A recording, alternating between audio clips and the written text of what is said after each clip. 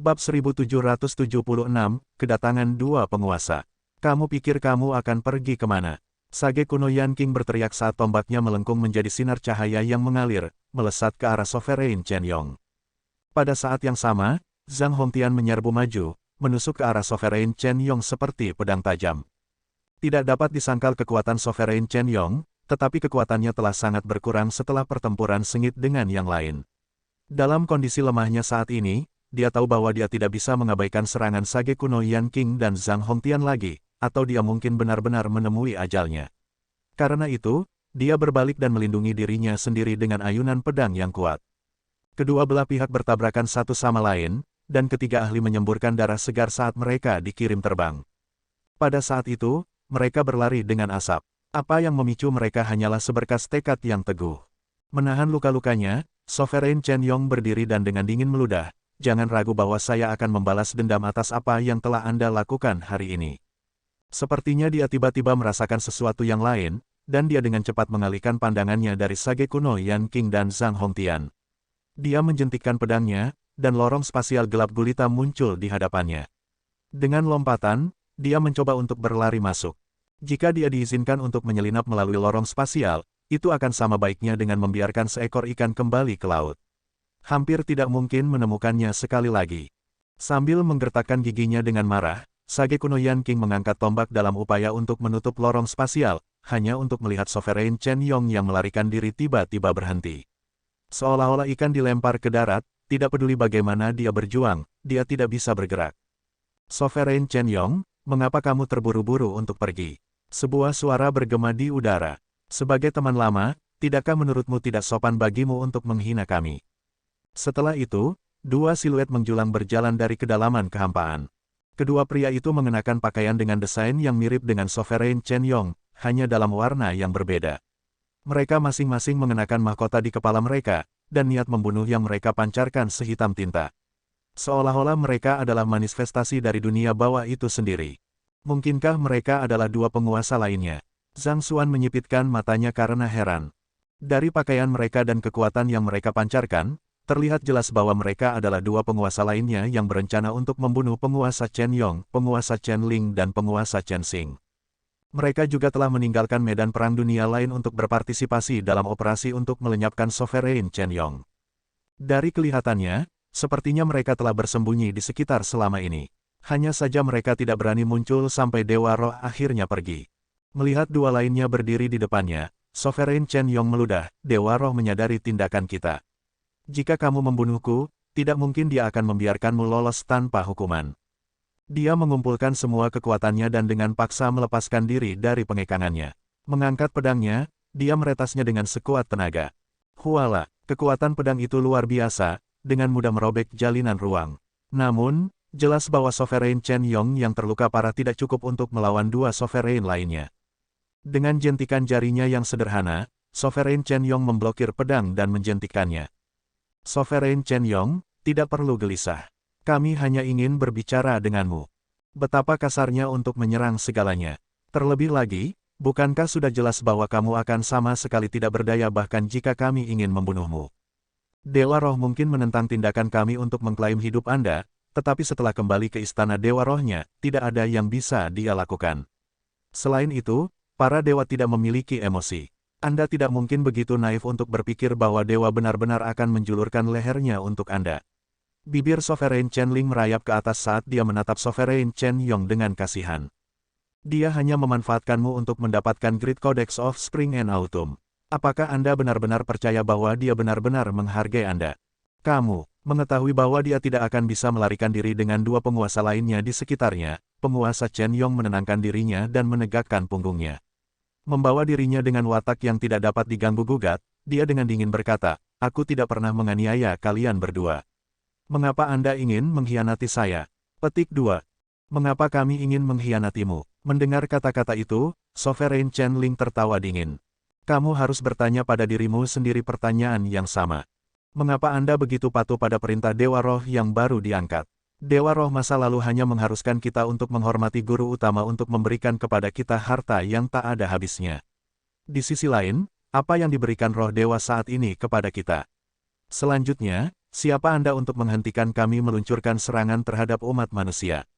Apakah Anda tahu apa artinya itu? Apakah Anda benar-benar ingin anggota suku kami mati menjaga tanah terkutuk itu? Petik 2. Sovereign Chen Yong terkejut. Dia tidak berharap itu menjadi alasan di balik pengkhianatan. Dengan harum dingin, dia meludah, "Kamu berani mempertanyakan perintah Dewa Roh?"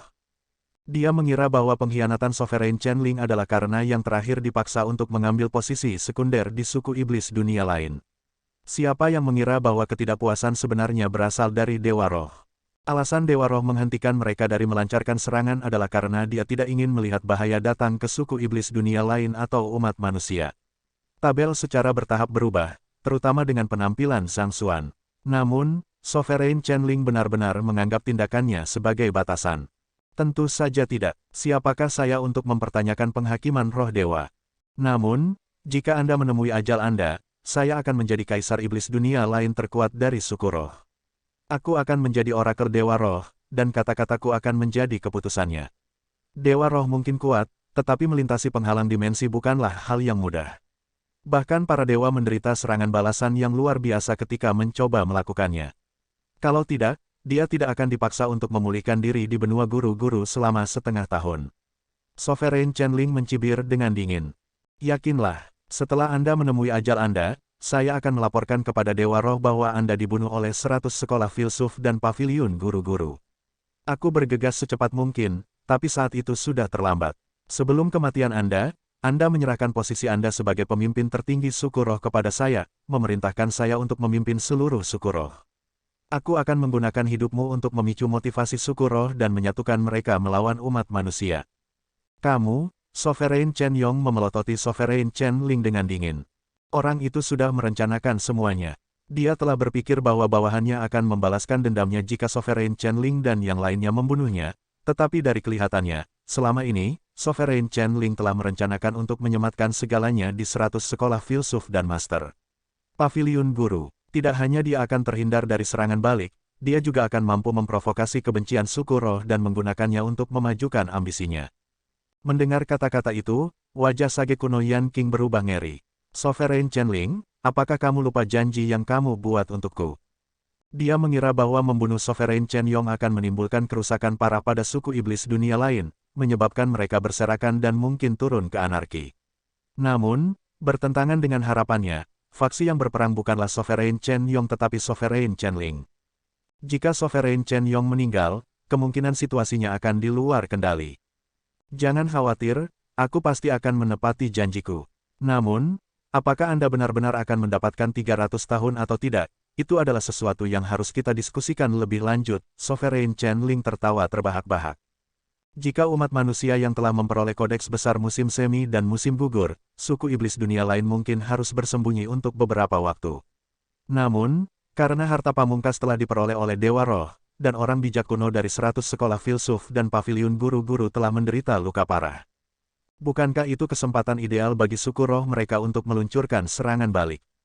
Bagaimana apanya? Sage kuno Yan Qing meraung marah saat dia mengangkat tombaknya dengan mengancam. Orang bijak kuno lainnya juga dengan cepat dikelompokkan bersama, takut bahwa kedua penguasa akan bergerak pada mereka. Hanya satu Sovereign Chen Yong sudah cukup untuk menghancurkan pasukan mereka. Jika penguasa lain bergerak pada mereka, mereka benar-benar akan berada dalam situasi yang berbahaya. Melihat ekspresi waspada di wajah sage kuno Yan Qing, Sovereign Chen Ling tahu bahwa jika dia mengatakan hal yang salah pada saat ini, ada kemungkinan besar bahwa 100 sekolah filsuf akan berusaha sekuat tenaga untuk menyeretnya ke bawah bersama mereka bahkan di biaya hidup mereka. Aku tidak bermaksud apa-apa dengan itu. Karena kita adalah sekutu, tidak mungkin aku akan bergerak padamu. Jika saya melakukannya, saya akan menderita serangan balasan dari sumpah yang saya buat. Yakinlah, kita akan mendiskusikan rencana masa depan di antara ras kita setelah aku selesai menyingkirkannya. Dia tahu bahwa hal terpenting yang ada bukanlah untuk berselisih dengan umat manusia tetapi untuk membunuh Sovereign Chen Yong dan mengkonsolidasikan kekuatannya.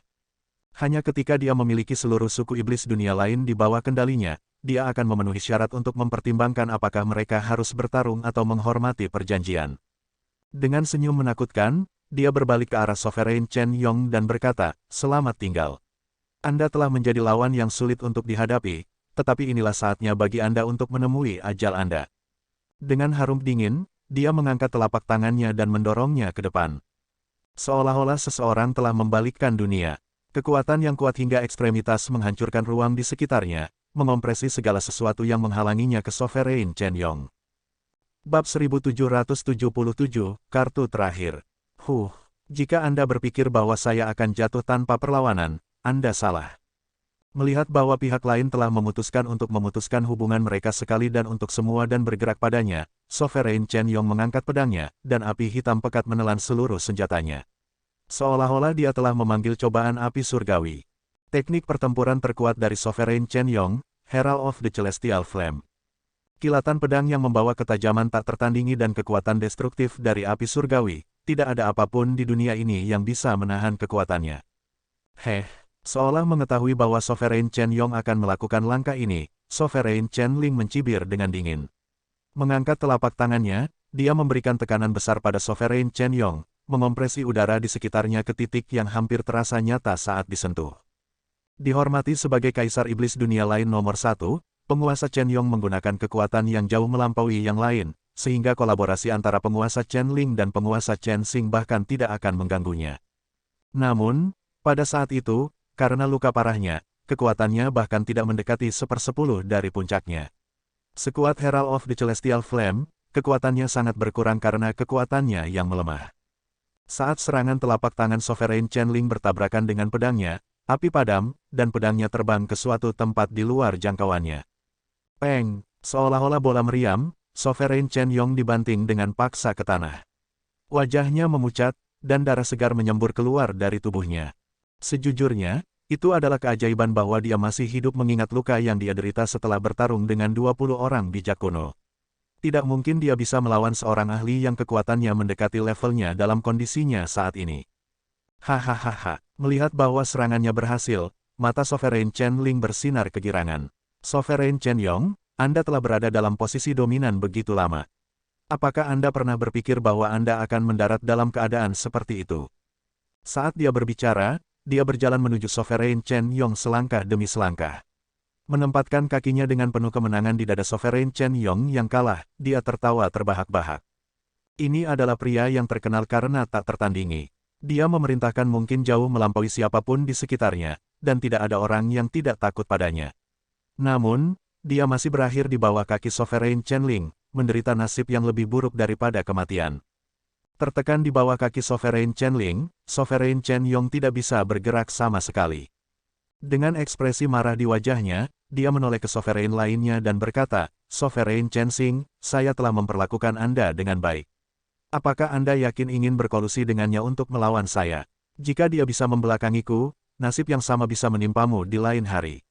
Selama Anda membantu saya mengatasi kesulitan hari ini, saya dapat mengabaikan apa yang telah terjadi hari ini, dan semuanya akan kembali seperti semula. Aku, mendengar kata-kata itu, Sovereign Chen Xing jatuh ke dalam perenungan yang mendalam. Dia selalu memainkan peran netral di suku iblis dunia lain. Sejujurnya, dia tidak akan pernah memilih untuk mengkhianati Sovereign Chen Yong jika dia punya pilihan lain. Melihat Sovereign Chen Xing sebenarnya ragu-ragu, Sovereign Chen Ling berseru dengan marah. Yang berdaulat Chen Xing, sejak kami memutuskan untuk bersekutu satu sama lain, Anda melangkah ke jalan tanpa mundur. Jika dia pulih ke puncaknya, kamu dan aku akan mati. Sovereign Chen Xing adalah orang dengan kekuatan dan kecerdasan yang luar biasa. Namun, jika ada satu kekurangan yang harus diambil tentang dia, itu adalah dia terlalu bimbang. Mereka sudah pergi sejauh ini, jadi bagaimana mungkin mereka bisa kembali? Sudah sangat terlambat untuk itu. Maaf, Sovereign Chen Yong. Persyaratan yang Sovereign Chen Ling tawarkan kepada saya terlalu hebat untuk saya tolak. Mengingat cara Sovereign Chen Ling dan persyaratan yang ditawarkan pihak lain kepadanya, Sovereign Chen Xing ragu-ragu sejenak sebelum mengangkat telapak tangannya untuk memberikan pukulan mematikan terhadap Sovereign Chen Yong yang berlantai. Itu adalah serangan yang memanfaatkan kekuatan luar biasa. Jika Sovereign Chen Yong gagal menghindarinya, kepalanya akan pecah berkeping-keping, dan dia akan mati di tempat. Saat telapak tangan Sovereign Chen Xing dengan cepat mendekati kepala Sovereign Chen Yong, yang terakhir tampaknya tidak panik sedikitpun. Sebaliknya, dengan ekspresi pasrah di wajahnya, dia menggelengkan kepalanya dengan kecewa. Meskipun aku tidak ingin mengakui pengkhianatanmu, apakah kamu benar-benar berpikir bahwa aku akan menjadi sangat ceroboh, terutama setelah Dewa Roh pergi sejauh memperingatkanku tentang keadaanku. Apa? Melihat raut wajahnya, kedua penguasa segera merasakan firasat buruk. Sovereign Chenling berteriak, cepat, bunuh dia. Mereka tidak tahu apa yang sedang dilakukan Sovereign Chen Yong, tetapi mereka tahu bahwa akan bodoh untuk memberinya waktu yang dia butuhkan untuk membalikkan keadaan. Namun, sebelum telapak tangan itu bahkan bisa mengenai sasarannya, baik yang berdaulat Chen Xing maupun yang berdaulat Chen Ling tiba-tiba merasakan sakit yang menusuk menyerang dada mereka. Menurunkan kepala mereka melihat dua lengan kerangka menembus dada mereka dari punggung mereka. Lengan setan. Kedua lengan kerangka itu seharusnya ditahan oleh pakaian jerami. Kedua penguasa tahu bahwa lengan Vicious adalah kartu truf terbesar dari penguasa Chen Yong, jadi mereka secara khusus menyiapkan pakaian jerami untuk memblokir mereka. Namun, siapa yang tahu bahwa lengan kerangka masih bisa melepaskan diri dari pengekangan untuk menusuk hati mereka? Kamu merasakan hati mereka dihancurkan oleh lengan kerangka. Kedua penguasa merasakan kekuatan mereka surut oleh pasang surut. Tubuh mereka tersentak dari benturan sebelum lutut mereka jatuh ke tanah.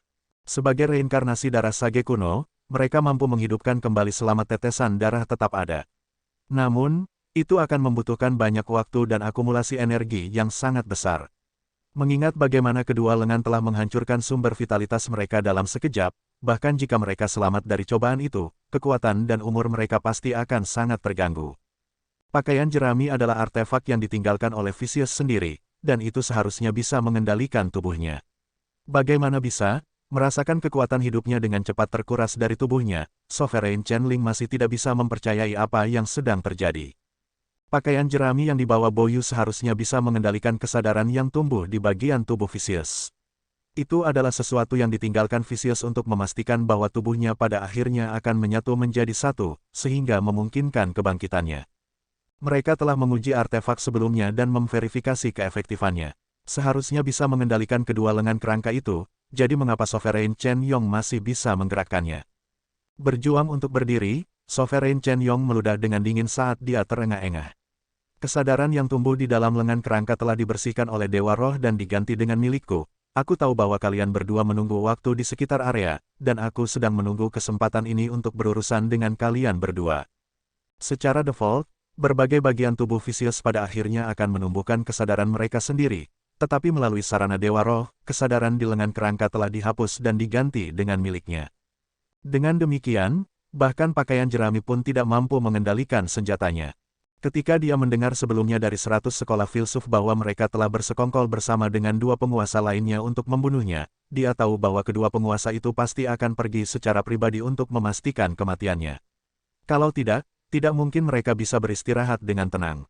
Karena itu, dia sengaja bertindak seolah-olah lengan kerangka ditempatkan di bawah kendali pakaian jerami untuk menurunkan kewaspadaan keduanya dan melepaskan pukulan tak terduga ini pada mereka. Ketika dia meminta bantuan Sovereign Chen Xing sebelumnya, dia sebenarnya telah memberikan yang terakhir kesempatan terakhir untuk membuat pilihannya. Namun, karena yang terakhir telah memilih untuk mengkhianatinya, tidak perlu baginya untuk berdiri di atas upacara. Kamu Beatrice Jingan, aku akan membunuhmu. Sovereign Chenling tidak berpikir bahwa rencananya akan digagalkan seperti itu setelah semua skema yang telah dia buat. Diliputi amarah, dia mengertakkan gigi dan mengumpulkan semua kekuatan di tubuhnya. Ledakan, dia dengan paksa menyentak lengan kerangka dari tubuhnya sebelum mengangkat telapak tangannya untuk menyerang Sovereign Chen Yong. Sayangnya, sebelum telapak tangannya bisa mendarat di pihak lain, sosoknya tiba-tiba menghilang. Sepertinya dia telah melompat ke lorong spasial. Sovereign Chen Yong, aku telah meremehkanmu.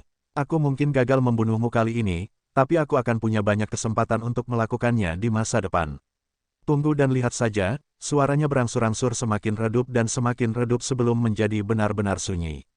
Semua orang mengira Sovereign Chenling akan bergerak, tetapi siapa yang tahu bahwa dia akan melarikan diri. Tunggu aku, melihat bagaimana rekannya melarikan diri tanpa dia, tidak mungkin Sovereign Chen Xing berani tinggal di daerah itu. Dia dengan cepat berbalik dan melarikan diri juga. Dengan kepergian keduanya, tubuh Sovereign Chen Yong bergetar lemah sebelum jatuh kembali ke tanah. Pada saat yang sama, dua lengan kerangka yang dia kendarai untuk menyerang kedua penguasa tampaknya telah kehilangan semua kekuatan dan jatuh ke tanah juga. Pada saat itu, dia terlihat sangat rapuh. Terlepas dari kesan mengesankan yang dia kenakan sebelumnya, kenyataannya adalah dia sudah benar-benar kehabisan tenaga. Seandainya kedua penguasa itu lebih berani, dia akan kehilangan nyawanya di sana dan kemudian. Ada keheningan mutlak sesaat sebelum sage kuno Yan Qing dan yang lainnya terbang ke sisi Sovereign Chen Yong. Yang berdaulat Chen Yong, Anda tidak memiliki peluang melawan kami dalam kondisi Anda saat ini.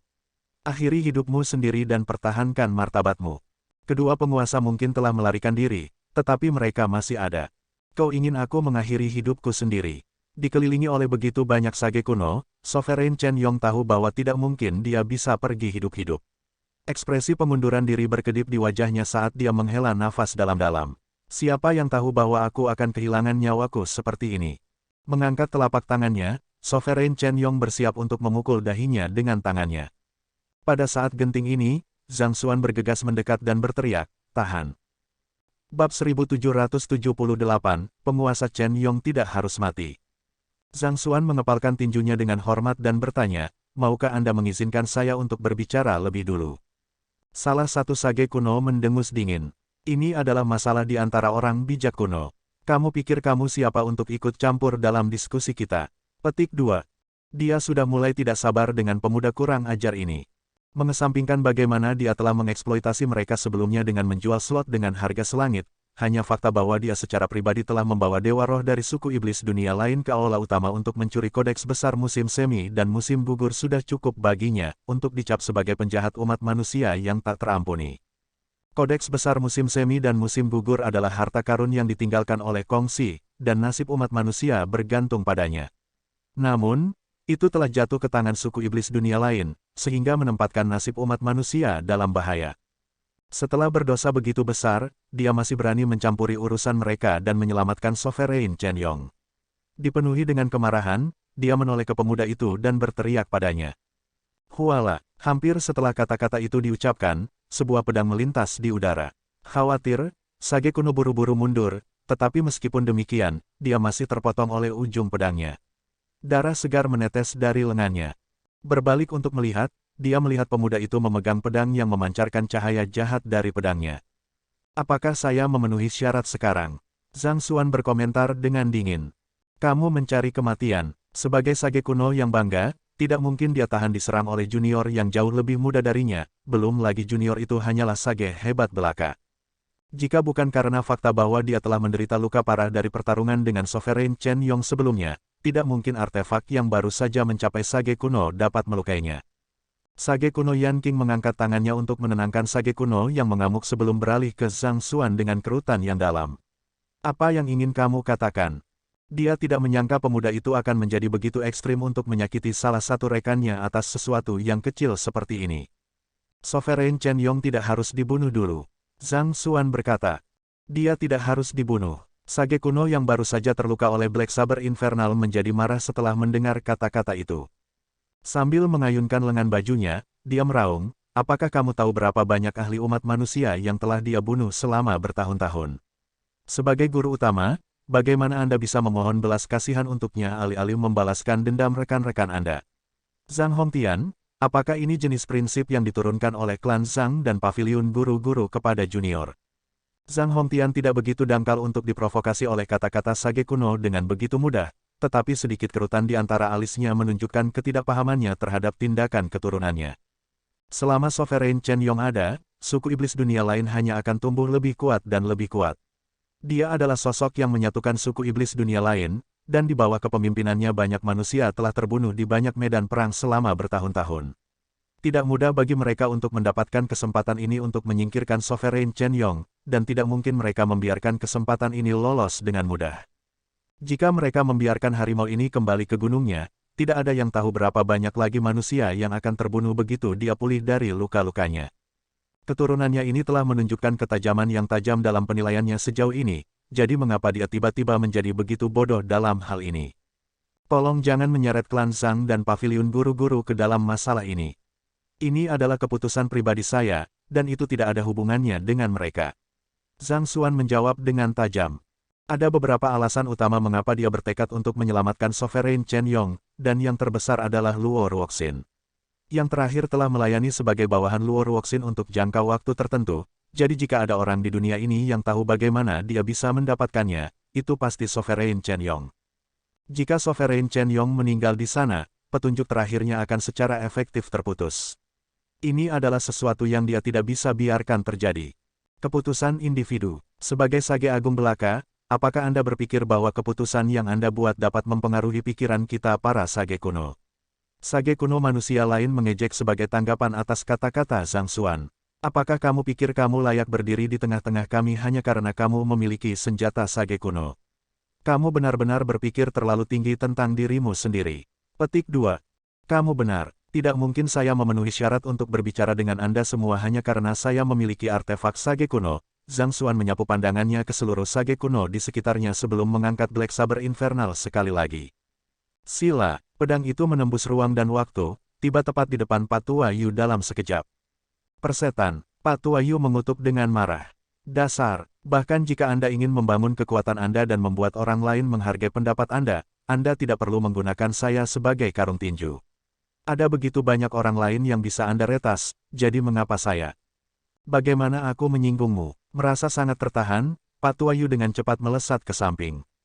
Sementara dia adalah yang paling sedikit terluka, dia masih mengalami cukup banyak kerusakan, menyebabkan kekuatannya diturunkan menjadi sekitar 30% dari puncaknya. Namun demikian, dia bukanlah lawan yang bisa dibandingkan dengan Infernal Black Saber, yang telah mencapai terobosan ke Sage kuno belum lama ini. Menghindari serangan itu, Patua Yu baru saja akan melakukan serangan balik ketika tubuhnya tiba-tiba membeku. Dia merasa dirinya diliputi oleh aura yang kuat. Sovereign Vicious. Patua Yu menyipitkan matanya dengan ngeri. Meskipun auranya tidak memiliki niat membunuh, sebagai iblis dunia lain, dia bisa langsung mengenalinya sebagai leluhurnya, Vicious, yang telah bertarung dengan alasan yang sama dengan Kongsi. Karena Zenki of Slaughter yang dipraktikkan oleh iblis dunia lain, penindasan yang dilakukan melalui garis keturunan sangat kuat. Ini juga mengapa hierarki sangat kaku di suku iblis dunia lain. Dalam sekejap mata, Black Saber neraka telah menyerang salah satu kekurangan dalam kultivasinya. Wajahnya menjadi pucat, dan darah segar keluar dari mulutnya. Tubuhnya dengan cepat mundur ke kejauhan sebelum menabrak tanah dengan keras. Apakah kekuatan seperti itu cukup untuk membuat saya memenuhi syarat untuk berbicara dengan Anda semua? Zhang Xuan bertanya dengan dingin. Patua Yu adalah ahli ranah reinkarnasi darah 3 dan Sage kuno sedangkan Black Saber neraka adalah artefak yang baru saja mencapai Sage kuno. Dalam keadaan normal, tidak mungkin bagi yang terakhir untuk melukai Patua Yu. Namun, melalui penindasan Vicious dan mengeksploitasi kelemahan dalam kultivasi Patua Yu, belum lagi yang terakhir menderita luka parah dalam pertarungan dengan Sovereign Chen Yong, Zhang Xuan berhasil melakukan serangan itu. Baiklah, kami akan mengakui kekuatanmu. Anda memang memenuhi syarat untuk berbicara dengan kami. Namun, saya berharap Anda menemukan alasan yang cukup meyakinkan yang dapat meyakinkan kami. Petik 2. Meskipun gerakan Zhang Xuan cepat, orang bijak kuno masih dapat menyadari bahwa ada sesuatu yang salah. Jelas bahwa pemuda itu memiliki beberapa kartu truf selain Black Saber Infernal, dan keduanya disatukan cukup untuk melukai bahkan Boyu. Atas dasar itu, jelas bahwa dia memenuhi syarat untuk berbicara secara setara dengan mereka. Zhang Xuan melihat ke atas dan berkata, saya tidak tahu tentang masalah 100 sekolah filsuf yang berkolaborasi dengan penguasa Chen Ling dan penguasa Chen Xing untuk berurusan dengan penguasa Chen Yong. Namun, saya percaya bahwa Anda seharusnya merasakan permusuhan Sovereign Chen Ling sebelumnya. Apakah Anda benar-benar berharap dia menepati janjinya? Pikirkan saja, seandainya Sovereign Chen Yong tidak melukainya, apakah Anda pikir Anda bisa mempercayainya untuk tidak bergerak pada kita semua? Petik 2. Kerumunan terdiam setelah mendengar kata-kata itu. Sejujurnya, jika bukan karena kartu truf Sovereign Chen Yong, kemungkinan besar Sovereign Chen Ling akan melanggar janjinya dan bergerak pada yang lainnya. Mungkin, orang itu mungkin sudah merencanakannya sejak awal. Dia telah menunggu waktunya sampai mereka dan penguasa Chen Yong terluka parah sehingga dia bisa membunuh dua burung dengan satu batu. Jika mereka kehilangan nyawa di sana, benua guru-guru akan secara efektif kehilangan lapisan perlindungan terakhirnya. Masih ada orang bijak kuno yang tidak pergi ke kuil Konfusius untuk 100 sekolah filsuf dan benua guru-guru, tetapi mereka tidak cukup untuk menimbulkan ancaman bagi dua penguasa lainnya. Sovereign Chen Ling adalah seseorang yang bisa mengkhianati bahkan anggota sukunya sendiri. Apakah Anda pikir dia akan ragu untuk melanggar kesepakatannya dengan Anda? Saya tahu bahwa Anda mungkin telah mengambil beberapa tindakan pencegahan untuk mencegahnya mengingkari kesepakatannya, dan Anda mungkin juga melihat ini sebagai kesempatan ideal untuk membunuh penguasa Chen Yong dan mengungkap kesatuan suku iblis dunia lain. Jika kamu berhasil lebih awal tanpa mengalami luka apapun, itu memang akan menjadi hal yang baik. Anda akan dapat mengeksploitasi kekacauan sementara di tengah-tengah suku iblis dunia lain dari kehilangan pemimpin tertinggi mereka untuk memberikan pukulan yang menentukan. Namun, itu mungkin belum tentu demikian mengingat keadaan saat ini. Bayangkan saja apa yang akan terjadi jika Sovereign Chen Yong meninggal, dan Sovereign Chen Ling kembali untuk memberitahu suku iblis dunia lain bahwa dia disergap dan dibunuh oleh kami, dan bahwa dia hampir terbunuh juga ketika mencoba menyelamatkannya. Jika dia melakukannya, dia akan dapat dengan cepat membangun solidaritas di antara suku iblis dunia lain dan menyatukan mereka. Saya percaya bahwa Anda harus dapat melihat konsekuensi dari itu bahkan jika saya tidak menjelaskan lebih lanjut. Zhang Xuan berkata. Ini, sage kuno Yan Qing jatuh ke dalam perenungan yang mendalam. Memang, jika Sovereign Chen Yong benar-benar mati di sana, Sovereign Chen Ling dapat menggunakan dorongan itu untuk menyatukan seluruh suku iblis dunia lain. Itu akan secara efektif menempatkan umat manusia ke dalam bahaya yang lebih dalam. Bab 1779, Anda berutang pada paviliun guru-guru sebuah penjelasan. Setelah beberapa lama merenung, sage kuno Yan Qing berbalik dan bertanya, kalau begitu, apa yang Anda sarankan? Ini sangat sederhana, tidak hanya kita tidak harus membiarkan Sovereign Chen Yong mati, kita juga harus membantunya pulih dari luka-lukanya. Setelah itu, kita harus membawanya kembali ke suku iblis dunia lain dan membantunya membalas dendam. Sovereign Chen Ling dan Sovereign Chen Xing mungkin lebih lemah darinya, tetapi sebagai 2 dari 3 Sovereign, akan naif untuk berasumsi bahwa kita akan dapat menangani mereka dengan mudah. Jika kita dapat mengubah ini menjadi perselisihan internal di antara dunia lain iblis, umat manusia akan diberikan ruang bernapas, dan mungkin, kesempatan yang bisa kita manfaatkan akan muncul. Zhang Xuan berkata. Mereka berbicara melalui komunikasi telepati, dan sage kuno Yan Qing juga telah mengisolasi ruang sebelumnya. Karena itu, Sovereign Chen Yong tidak dapat mendengarkan isi percakapan mereka. Penguasa Chen Yong saat ini dipenuhi dengan kebencian terhadap 2 penguasa lainnya yang telah mengkhianatinya. Dia mungkin akan berpikir untuk membunuh mereka bahkan dalam mimpinya. Jika kita dapat menggunakan kesempatan ini untuk membuatnya menandatangani perjanjian non-agresi dengan kita, akan menguntungkan kita jika dia membangun kembali kendali atas suku iblis dunia lain. Zhang Xuan melanjutkan. Ada beberapa arti dari apa yang dia katakan. Zhang Hongtian mengangguk setuju. Karena mungkin bagi mereka untuk menandatangani perjanjian dengan Sovereign Chen Ling, tidak ada alasan bahwa mereka tidak dapat menandatangani perjanjian dengan Sovereign Chen Yong. Mengingat pengaruh Sovereign Chen Yong di klan, jika dia setuju untuk bekerja dengan mereka, kemungkinan efeknya akan jauh lebih baik. Kamu benar, memang benar bahwa kita memang harus mengampuni Sovereign Chen Yong untuk saat ini. Namun, ada beberapa hal yang menurutku gagal kamu pertimbangkan dalam rencanamu. Kata sage kuno Yan Qing. Pertama, begitu Sovereign Chen Yong pulih, kekuatannya akan jauh melampaui kita. Jika dia berbalik melawan kita, paviliun guru-guru dan 100 sekolah filsuf hampir tidak akan bisa membela diri. Kedua, dia sangat ahli dalam peperangan. Selain itu, dia telah bertarung dengan pasukan umat manusia selama bertahun-tahun dan bahkan telah menyelinap ke markas paviliun guru-guru sebelumnya, jadi dia memiliki gagasan yang sangat jelas tentang kekuatan militer kita. Jika kita mengampuni dia berpotensi menjadi ancaman terbesar bagi umat manusia. Terakhir namun tidak kalah pentingnya, cedera yang kami derita terlalu besar. Kami tidak memiliki Ion of Ancient Sage yang cukup untuk mendukung kami, dan rentang hidup kami mencapai batasnya. Kita tidak akan bisa melindungi umat manusia lebih lama lagi. Sebenarnya, 100 sekolah filsuf juga telah mempertimbangkan kemungkinan seperti itu. Mereka tahu bahwa menyergap Sovereign Chen Yong tidak akan menyelesaikan masalah ini untuk selamanya, dan masalah yang lebih besar dapat muncul karenanya. Namun, mereka tidak melihat jalan lain. 10.000 tahun yang lalu, ketika Ion of Ancient Sage menghilang dari dunia, para pembudidaya sage kuno manusia hanya bisa masuk ke hibernasi untuk melindungi apapun yang mereka miliki selama mungkin. Dengan kata lain, dari kelompok mereka, bahkan Zhang Hongtian termuda sudah berusia 10.500 tahun. Jika mereka tidak mengalami luka yang terlalu parah, mereka mungkin masih bisa hidup lebih lama. Namun, mengingat keadaan mereka saat ini, kemungkinan mereka hanya akan mampu bertarung dalam 2 pertempuran bagus lagi sebelum akhirnya menemui ajal mereka. Lebih buruk lagi, mereka gagal mendapatkan kodeks besar musim semi dan musim gugur.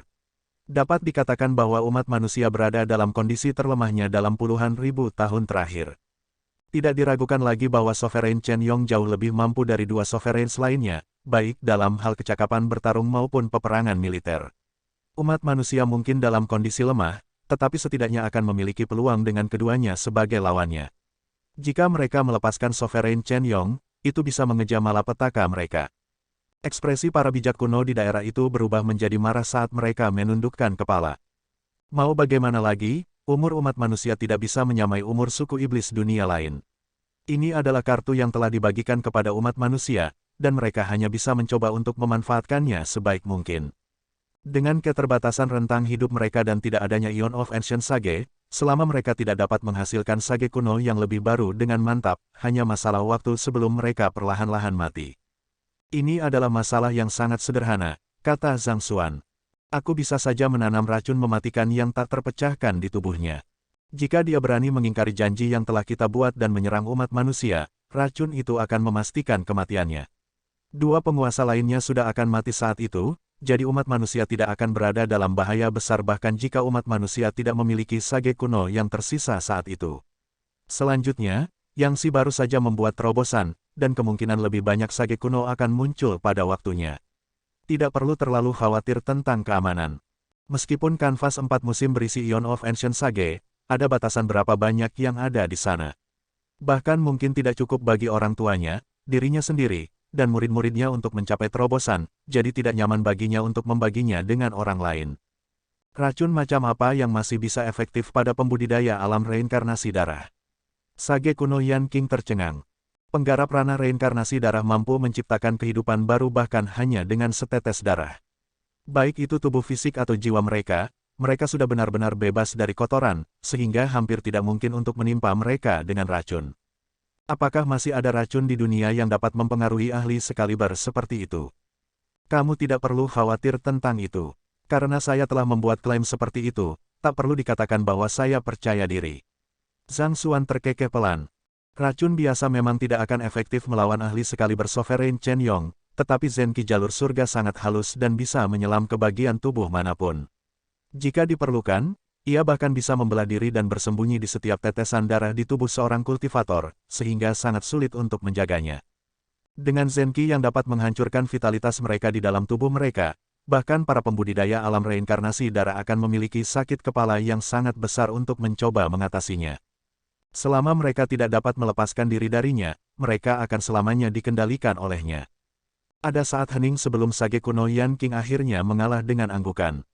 Kami bersedia untuk percaya pada Anda, dan kami dapat menangani sage kuno Yan King seperti yang Anda sarankan. Namun, tidakkah Anda berpikir bahwa Anda juga berhutang penjelasan kepada umat manusia? Kamu membawa Dewa Roh suku iblis dunia lain ke aula utama, memungkinkannya untuk berhasil mengasimilasi kodeks besar musim semi dan musim gugur, sehingga menyebabkan kesempatan ini lolos dari jari-jari umat manusia. Tidak mungkin bagi Anda untuk menyembunyikan masalah ini, dan Sovereign Chen Ling yang melarikan diri dan yang lainnya sudah mulai menyebarkan berita. Jika Anda tidak memberikan penjelasan, semua guru master dan manusia di dunia akan memandang Anda sebagai orang luar. Kamu tidak akan menemukan tempat untuk dirimu sendiri di dalam paviliun guru-guru lagi. Kata sage kuno Yan King. Zhang Xuan terdiam. Dia tidak menyadari bahwa identitas asli Luo Ruoxin adalah Dewa Roh. Namun, tidak ada seorang pun di dunia ini yang akan percaya atau menerima penjelasan seperti itu. Kodeks besar musim semi dan musim gugur adalah harta pamungkas yang ditinggalkan Kongsi untuk generasi selanjutnya, tetapi akhirnya diperoleh oleh suku iblis dunia lain. Hanya karena itu, mustahil bagi orang lain untuk memaafkannya. Begitu berita itu menyebar, dapat diramalkan bahwa guru-guru utama dan manusia di seluruh dunia akan mulai memandangnya dalam permusuhan. Tidak peduli bagaimana dia mencoba menjelaskan dirinya sendiri, dia akan menjadi orang buangan. Untuk memiliki Dewa Roh sebagai pacar seseorang, tidak ada orang yang akan percaya bahwa dia sama sekali tidak terafiliasi dengan suku iblis dunia lain. Bahkan jika dia bisa menjelaskan semuanya dengan sempurna kepada mereka, mereka hanya akan menanyainya tentang hal-hal yang belum dia lakukan. Dia telah meraih tangan Luo Ruoxin saat itu, jadi mengapa dia tidak merebut kembali kodeks besar musim semi dan musim gugur darinya? Tidak peduli seberapa besar kontribusi yang dia buat di masa lalu, ini adalah kesalahan fatal, cukup buruk untuk mengubahnya menjadi musuh bebuyutan seluruh umat manusia. Dia sudah terpojok, dan tidak mungkin dia bisa kembali. Mengambil napas dalam-dalam, Zhang Xuan berbicara dengan tegas. Saya akan memberikan paviliun guru-guru dan dunia penjelasan yang memuaskan. Itu yang terbaik, melihat bahwa pemuda itu telah menangkap arusnya, sage kuno Yan King mengangguk sebelum terdiam. Dia tidak bisa diganggu untuk bergerak pada kultivator alam Aureate Bodi belaka. Zhang Xuan mengendarai Zenki jalur surga ke tubuh Sovereign Chen Yong dan menyembunyikannya di sekelilingnya. Pada saat yang sama, dia mengeluarkan beberapa pil untuk membantunya pulih dari luka-lukanya. Namun, cedera yang dialami Sovereign Chen Yong terlalu berat, sehingga mengguncang fondasi dan umur panjangnya. Pil biasa tidak banyak berguna baginya. Terima kasih telah menyelamatkan hidupku, Tuan Muda. Kematian bukan lagi sesuatu yang membuatku takut, tapi sebelum aku menemui ajalku, aku harus menyeret mereka berdua bersamaku. Sovereign Chen Yong tidak tahu isi percakapan mereka, tetapi dia tahu bahwa Zhang Xuan yang memohon atas namanya. Karena itu, dia berdiri dan mengepalkan tinjunya dengan rasa terima kasih. Dia tidak terlalu memperhatikan Sovereign Chen Ling dan Sovereign Chen Xing di masa lalu, tetapi siapa yang tahu bahwa itu akan menjadi kesalahan terbesarnya. Karena dia bisa kembali hidup-hidup, dia bertekad untuk membuat mereka menderita murka dan membayar harga atas tindakan mereka. Tidak perlu berdiri di atas upacara. Zhang Xuan menjawab. Setelah itu, dia memandang Sovereign Chen Yong dengan penuh tanya dan bertanya, apa hubunganmu dengan Vicious? Bab 1780, Zhang Hongtian vs. Bo Yu. Sovereign Chen Yong mampu menggunakan darahnya untuk menggerakkan lengan kerangka Vicious, dan itu hanya menunjukkan satu kemungkinan. Dia memiliki asal darah yang sama dengan Vicious. Dia kakekku. Sovereign Chen Yong menjawab tanpa menyembunyikan apapun. Kakek, Zhang Xuan terkejut. Dia tidak menyangka bahwa hubungan mereka akan sedekat ini. Dia mengira mereka akan terpisah beberapa generasi. Vicious adalah seorang ahli yang telah hidup puluhan ribu tahun yang lalu, namun Sovereign Chen Yong masih hidup meskipun cucunya. Umur panjang suku iblis dunia lain benar-benar menakutkan. Dewa Roh memberitahu saya bahwa Anda telah mengumpulkan banyak bagian tubuh kakek saya, Tuan Muda, dan dia memerintahkan saya untuk berkoordinasi dengan Anda mengenai masalah ini. Karena itu masalahnya, saya akan memberikan sepasang tangan ini kepada Anda. Meskipun itu tidak cukup untuk membiarkan kakekku kembali ke puncaknya, itu seharusnya cukup baginya untuk pulih ke alam reinkarnasi darah. Dengan jentikan pergelangan tangannya, kedua lengan di tanah terbang ke sisi Zhang Xuan. Terima kasih. Memang benar dia sedang mengumpulkan bagian tubuh Vicious. Karena Sovereign Chen Yong bersedia memberikan senjata kepadanya, dia tidak punya niat untuk berdiri di atas upacara. Dia mengeluarkan Book of Heaven's Path, dan tak lama kemudian, lengannya sudah sepenuhnya menyatu dengan Vicious yang disegel di dalam buku. Merasakan perpaduan sempurna antara lengan dengan tubuh, yang berarti bahwa Vicious tidak masuk ke hibernasi sebagai akibat dari kehendak yang saling bertentangan di antara bagian-bagian tubuh. Zhang Xuan bertanya dengan ragu, kamu telah menghilangkan kesadaran di dalam lengan. Dewa Roh membantu saya menghilangkan kesadaran di dalam lengan kerangka dan menggantinya dengan keinginan saya sendiri. Karena saya memberikannya kepada Anda, Tuan Muda, saya tidak berani meninggalkan kesadaran saya sendiri di dalam, jelas Sovereign Chen Yong. Setelah menyaksikan bakat luar biasa pemuda itu dan hubungannya dengan Dewa Roh, penguasa Chen Yong tidak berani tidak menghormatinya. Karena penguasa Chen Ling dan penguasa Chen Xing tidak memiliki banyak kontak dengan Dewa Roh, mereka tidak tahu seberapa kuat Dewa Roh itu. Namun, tidak mungkin Sovereign Chen Yong tidak menyadarinya. Jika Dewa Roh benar-benar melepaskan kekuatannya, seluruh benua guru-guru akan dihancurkan. Bagaimana mungkin seseorang yang bisa menarik perhatian Dewa Roh mungkin rata-rata? Mengingat itu, Sovereign Chen Yong tidak akan menyerah pada setiap kesempatan untuk membangun niat baik dengan pemuda itu. Selain itu, pemuda itu juga baru saja menyelamatkan hidupnya. Terima kasih. Zhang Xuan menghela nafas lega. Vicious adalah salah satu kartu truf terbesarnya saat ini, dan akan sangat disayangkan jika Vicious mengalami koma karena keinginan yang bertentangan. Selama Vicious memperoleh energi yang cukup, dia akan dapat segera pulih ke puncaknya. Dengan satu ketukan jarinya, sebuah botol giok dibawa ke dalam Library of Heaven's Path. Itu dipenuhi dengan darah sage kuno iblis dunia lain yang telah dia kumpulkan sejauh ini. Vicious dengan cepat mengambil darah sage kuno iblis dunia lain, dan saat berikutnya, energi luar biasa melonjak ke seluruh tubuhnya. Perkuat kultivasi Anda, Zhang Xuan menginstruksikan sebelum menutup buku Jalan Surga dan menyimpannya kembali ke perpustakaan Jalan Surga. Benar, Tuan Muda, ini adalah pakaian jerami yang ditinggalkan kakek saya. Jika kamu mengasimilasi dan menggabungkannya dengan tubuhnya, itu akan mempercepat proses di mana kakekku bisa mengembangkan daging dan darahnya. Sovereign Chen Yong berkata sambil menunjuk artefak di atas.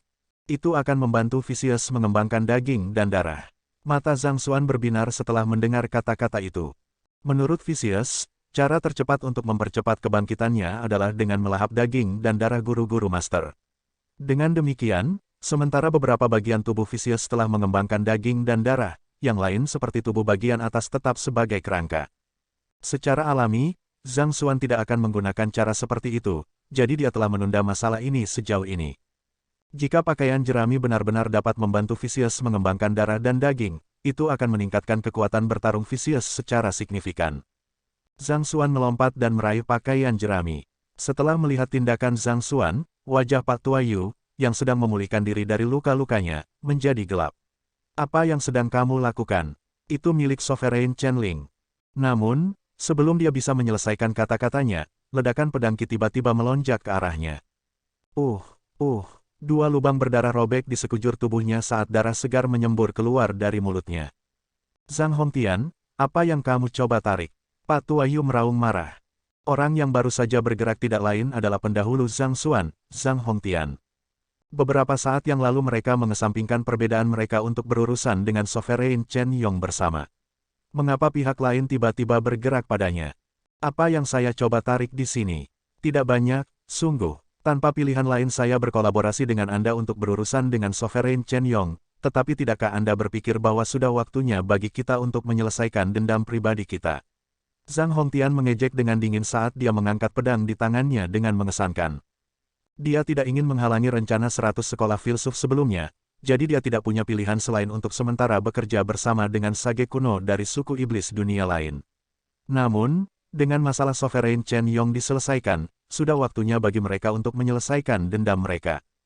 Kamu ingin membunuhku? Apakah kamu pikir aku takut padamu? Pak Tuayu berdiri dan meraung. Namun, mari kita perjelas dulu. Jika Anda kalah, Anda sebaiknya dengan patuh menyingkir dan membiarkan kami pergi. Petik 2. Bukannya dia memilih untuk dengan bodohnya berlama-lama di sekitar area setelah akhir pertempuran, tetapi dengan orang bijak kuno dari 100 sekolah filsuf dan paviliun guru-guru mengawasi mereka dengan waspada, mereka tidak berani bergerak sembarangan. Karena Zhang Hongtian berniat untuk menyelesaikan perbedaan pribadi mereka, akan lebih baik jika mereka bisa menyelesaikan keduanya bersama-sama. Pak Tuayu tahu bahwa manusia akan mencoba untuk bergerak pada mereka setelah berurusan dengan penguasa Chen Yong, jadi dia sengaja menahan sedikit selama pertempuran sebelumnya. Dengan demikian, luka yang dia derita secara signifikan lebih ringan daripada Zhang Hongtian. Jika mereka saling berhadapan dalam pertempuran, sulit untuk mengatakan siapa pemenang utama. Aku akan menyetujui permintaanmu. Zhang Hongtian mengangguk. Dia menoleh ke kerumunan dan berkata, hari ini, aku akan menyelesaikan dendam pribadi antara aku dan Pak Tuayu. Jika saya kalah secara kebetulan, itu karena kelemahan saya sendiri. Saya harus meminta Anda untuk tidak membalas dendam untuk saya dan membiarkan dia pergi. Saudara Hongtian, sage kuno Yan King mengerutkan kening. Dia tidak berpikir bahwa pihak lain akan tiba-tiba membuat keputusan seperti itu, dan dia juga tidak berpikir bahwa itu adalah ide yang baik mengingat keadaan Zhang Hongtian. Pikiranku sudah bulat. Zhang Hongtian melambaikan tangannya dengan tegas. Ini bukan keputusan spontan dari pihaknya. Dia telah memikirkan masalah ini cukup lama. Dengan luka parah yang dideritanya dalam pertempuran dengan Sovereign Chen Yong, dia menyadari bahwa dia tidak akan bisa mengawasi klan Zhang lebih lama lagi. Sudah lama terlambat baginya untuk mempercayakan tanggung jawab kepada generasi baru untuk dipikul. Dia memiliki pandangan yang sangat baik tentang kepala klan Zhang saat ini, dan dia percaya bahwa klan Zhang akan makmur di bawah kepemimpinannya. Sebagai seseorang yang waktunya hampir habis, hadiah terakhir yang bisa dia berikan kepada klan Zhang adalah menghilangkan salah satu ancaman yang mengintai di sekitarnya. Dengan ini, dia akan mampu menghadapi para pendahulu dan saudara-saudaranya yang telah mati melindungi klan Zhang dan umat manusia. Ini akan menjadi pengorbanan terakhir yang dia buat untuk umat manusia. Setelah mengambil keputusan, Zhang Hongtian menebaskan pedang Qi ke arah Pak Tuayu, menelan yang terakhir dalam serangan yang menghancurkan. Melihat bahwa kekuatan Zhang Hongtian telah berkurang secara signifikan karena luka-lukanya, Pak Tuayu menghela nafas lega. Mengkonsentrasikan Zenki di lengannya, sepasang cakar fantastik tumpang tindih dengan tangannya. Ding ding ding, kedua ahli sage kuno mulai bentrok satu sama lain. Sebagai ahli ranah reinkarnasi darah, mereka memiliki banyak trik di lengan baju mereka. Untuk saat ini, mereka tampaknya sama-sama cocok satu sama lain. Saudara Hongtian terlalu memaksakan dirinya dalam pertempuran melawan Sovereign Chen Yong sebelumnya, dan dia juga mengalami cedera yang signifikan dalam pertempuran itu. Saya khawatir dia tidak akan menjadi lawan bagi Pak Tua Yu, salah satu orang bijak kuno dari paviliun guru-guru berkomentar dengan cemas. Kakek Yu sangat licik. Dengan bertahan, terlihat bahwa dia mencoba mengulur waktu sampai Brother Hongtian kehabisan stamina sebelum melancarkan serangan balik. Haruskah kita turun tangan dan membantunya? Seorang sage kuno dari 100 sekolah filsuf bertanya. Gerakan kedua orang bijak kuno itu tajam dan cerdik, dan sepertinya mereka sama-sama cocok satu sama lain. Namun, orang bijak kuno dapat dengan mudah mengatakan bahwa kekuatan Zhang Hongtian jauh di bawah apa yang biasanya dia mampu, dan dia hanya akan terus semakin lemah selama pertempuran. Jika terus berlanjut, bahkan nyawanya akan terancam. Sebagai perbandingan, Pak Tua Yu jauh lebih energik. Dia telah melayang di sekitar area itu, menemukan peluang untuk memasukkan pukulan. Yakinlah, saudara Hongtian tidak akan kalah. Yang Si terkekeh pelan. Dia tidak akan kalah. Dua sage kuno lainnya yang telah berbicara beberapa saat sebelumnya sedikit bingung dengan kata-kata itu. Sebagai sage kuno veteran, jelas bagi mereka bahwa Zhang Hongtian berada dalam posisi yang tidak menguntungkan. Namun, sebagai sage kuno yang telah membuat terobosan belum lama ini, bagaimana Yang Si bisa begitu yakin bahwa Zhang Hongtian akan menang? Yang Si memperhatikan keraguan dalam suara mereka, tetapi dia tidak menjelaskan dirinya sendiri. Sebaliknya, dia mengalihkan pandangannya ke arah pria muda di langit, yang sedang mengasimilasi pakaian jerami. Sebelumnya, pemuda itu telah memberi Zhang Hongtian token giok yang diisi dengan kekurangan kultivasi Pak Tua Yu. Dengan pengetahuan seperti itu, kemenangan Zhang Hongtian praktis dijamin. Bab 1781, Kematian Zhang Hongtian. Seperti dugaan Yang Si, alasan Zhang Hongtian berani menantang Pak Tua Yu dan bahkan menyetujui persyaratannya adalah karena dia tahu kekurangan dalam gerakan yang terakhir. Sepertinya dia berada dalam posisi yang tidak menguntungkan, tetapi sebenarnya, dia juga mencari kesempatan untuk memberikan serangan kritis dan membunuh Pak Tua Yu dalam satu serangan. Pedang kita berujung melengkung ke banyak naga yang menyapu langit, memaksa Pak Tua Yu untuk menggesekkan cakar pantasmagoriknya ke atas. Inilah saatnya, melihat ada celah dalam gerakan Pak Tua Yu seperti yang dikatakan Zhang Xuan, Zhang Hongtian segera menyembunyikan pedangnya di tengah naga yang membumbung tinggi untuk mengarahkan tusukan ke titik buta Pak Tua Yu.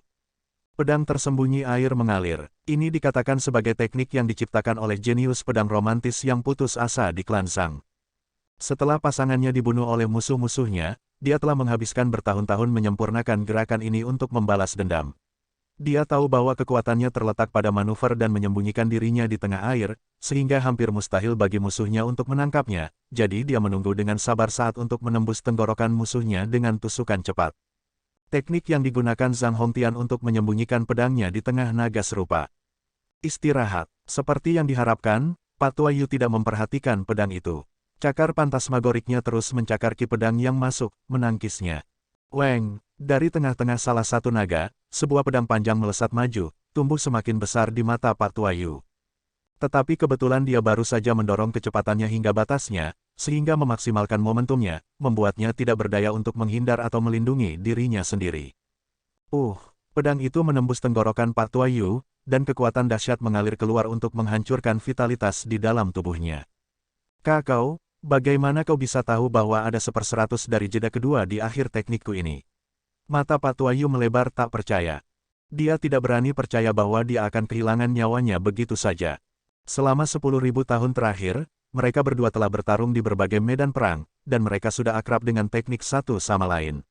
Memang benar bahwa Zhang Hongtian selalu sedikit lebih kuat darinya, tetapi meskipun Pak Tua Yu tidak dapat menang melawan pihak lain, dia tidak pernah menghadapi masalah untuk melindungi dirinya sendiri. Tapi pada saat itu juga, teknik pertempuran yang baru saja dia lakukan terdiri dari dia meluncurkan gesekan secara berurutan dengan cakar pantasmagoriknya. Pada sapuan ke-17, karena trauma yang dia alami di masa lalu, akan ada 1/100 detik dalam gerakannya. Namun, karena tekniknya terlalu cepat, rekan-rekan yang telah berkultivasi dengannya dan bahkan Sovereign Chen Ling tidak menyadari pembukaan ini. Bagaimana Zhang Hongtian tahu tentang pembukaannya ini dan bahkan dengan tajam memahami waktu untuk menembus pertahanannya. Kamu telah kalah, Zhang Hongtian mengucapkan dengan dingin sambil mengangkat alisnya dengan mengesankan. Ledakan, ki pedang tak berujung meledak di dalam Pak Tua Yu, menyebabkan tubuhnya meledak. Tes, sebuah buku dengan cepat terbang untuk melahap daging dan darah Pak Tua Yu yang berceceran. Zhang Hongtian mengangkat kepalanya, hanya untuk melihat bahwa Zhang Xuan telah berhasil menjinakkan pakaian jerami dan melihat ke atas, menggenggam tinjunya. Selamat, leluhur tua. Karena pujianmu, aku bisa membunuhnya. Zhang Hongtian tertawa terbahak-bahak. Namun, begitu ketegangan meninggalkan tubuhnya runtuh dengan lemah ke tanah. Dia telah berhasil membunuh Pak Tua Yu, tetapi dia telah benar-benar menghabiskan dirinya di tengah-tengah melakukannya. Leluhur tua, khawatir, Zhang Xuan bergegas mendekat dan dengan putus asa memasukkan Zenqi jalur surga ke tubuh pihak lain. Namun, seolah-olah karung penuh lubang, tubuh Zhang Hongtian tidak lagi mampu menahan energi. Bagaimana ini bisa terjadi? Zhang Xuan panik. Dia dengan cepat mengeluarkan beberapa pil kelas 9 dan memasukkannya ke mulut Zhang Hongtian. Jalur surganya Zenqi jarang mengecewakannya, dan seringkali dia membawa orang lain kembali dari gerbang neraka. Ini adalah pertama kalinya itu terbukti sama sekali tidak berguna.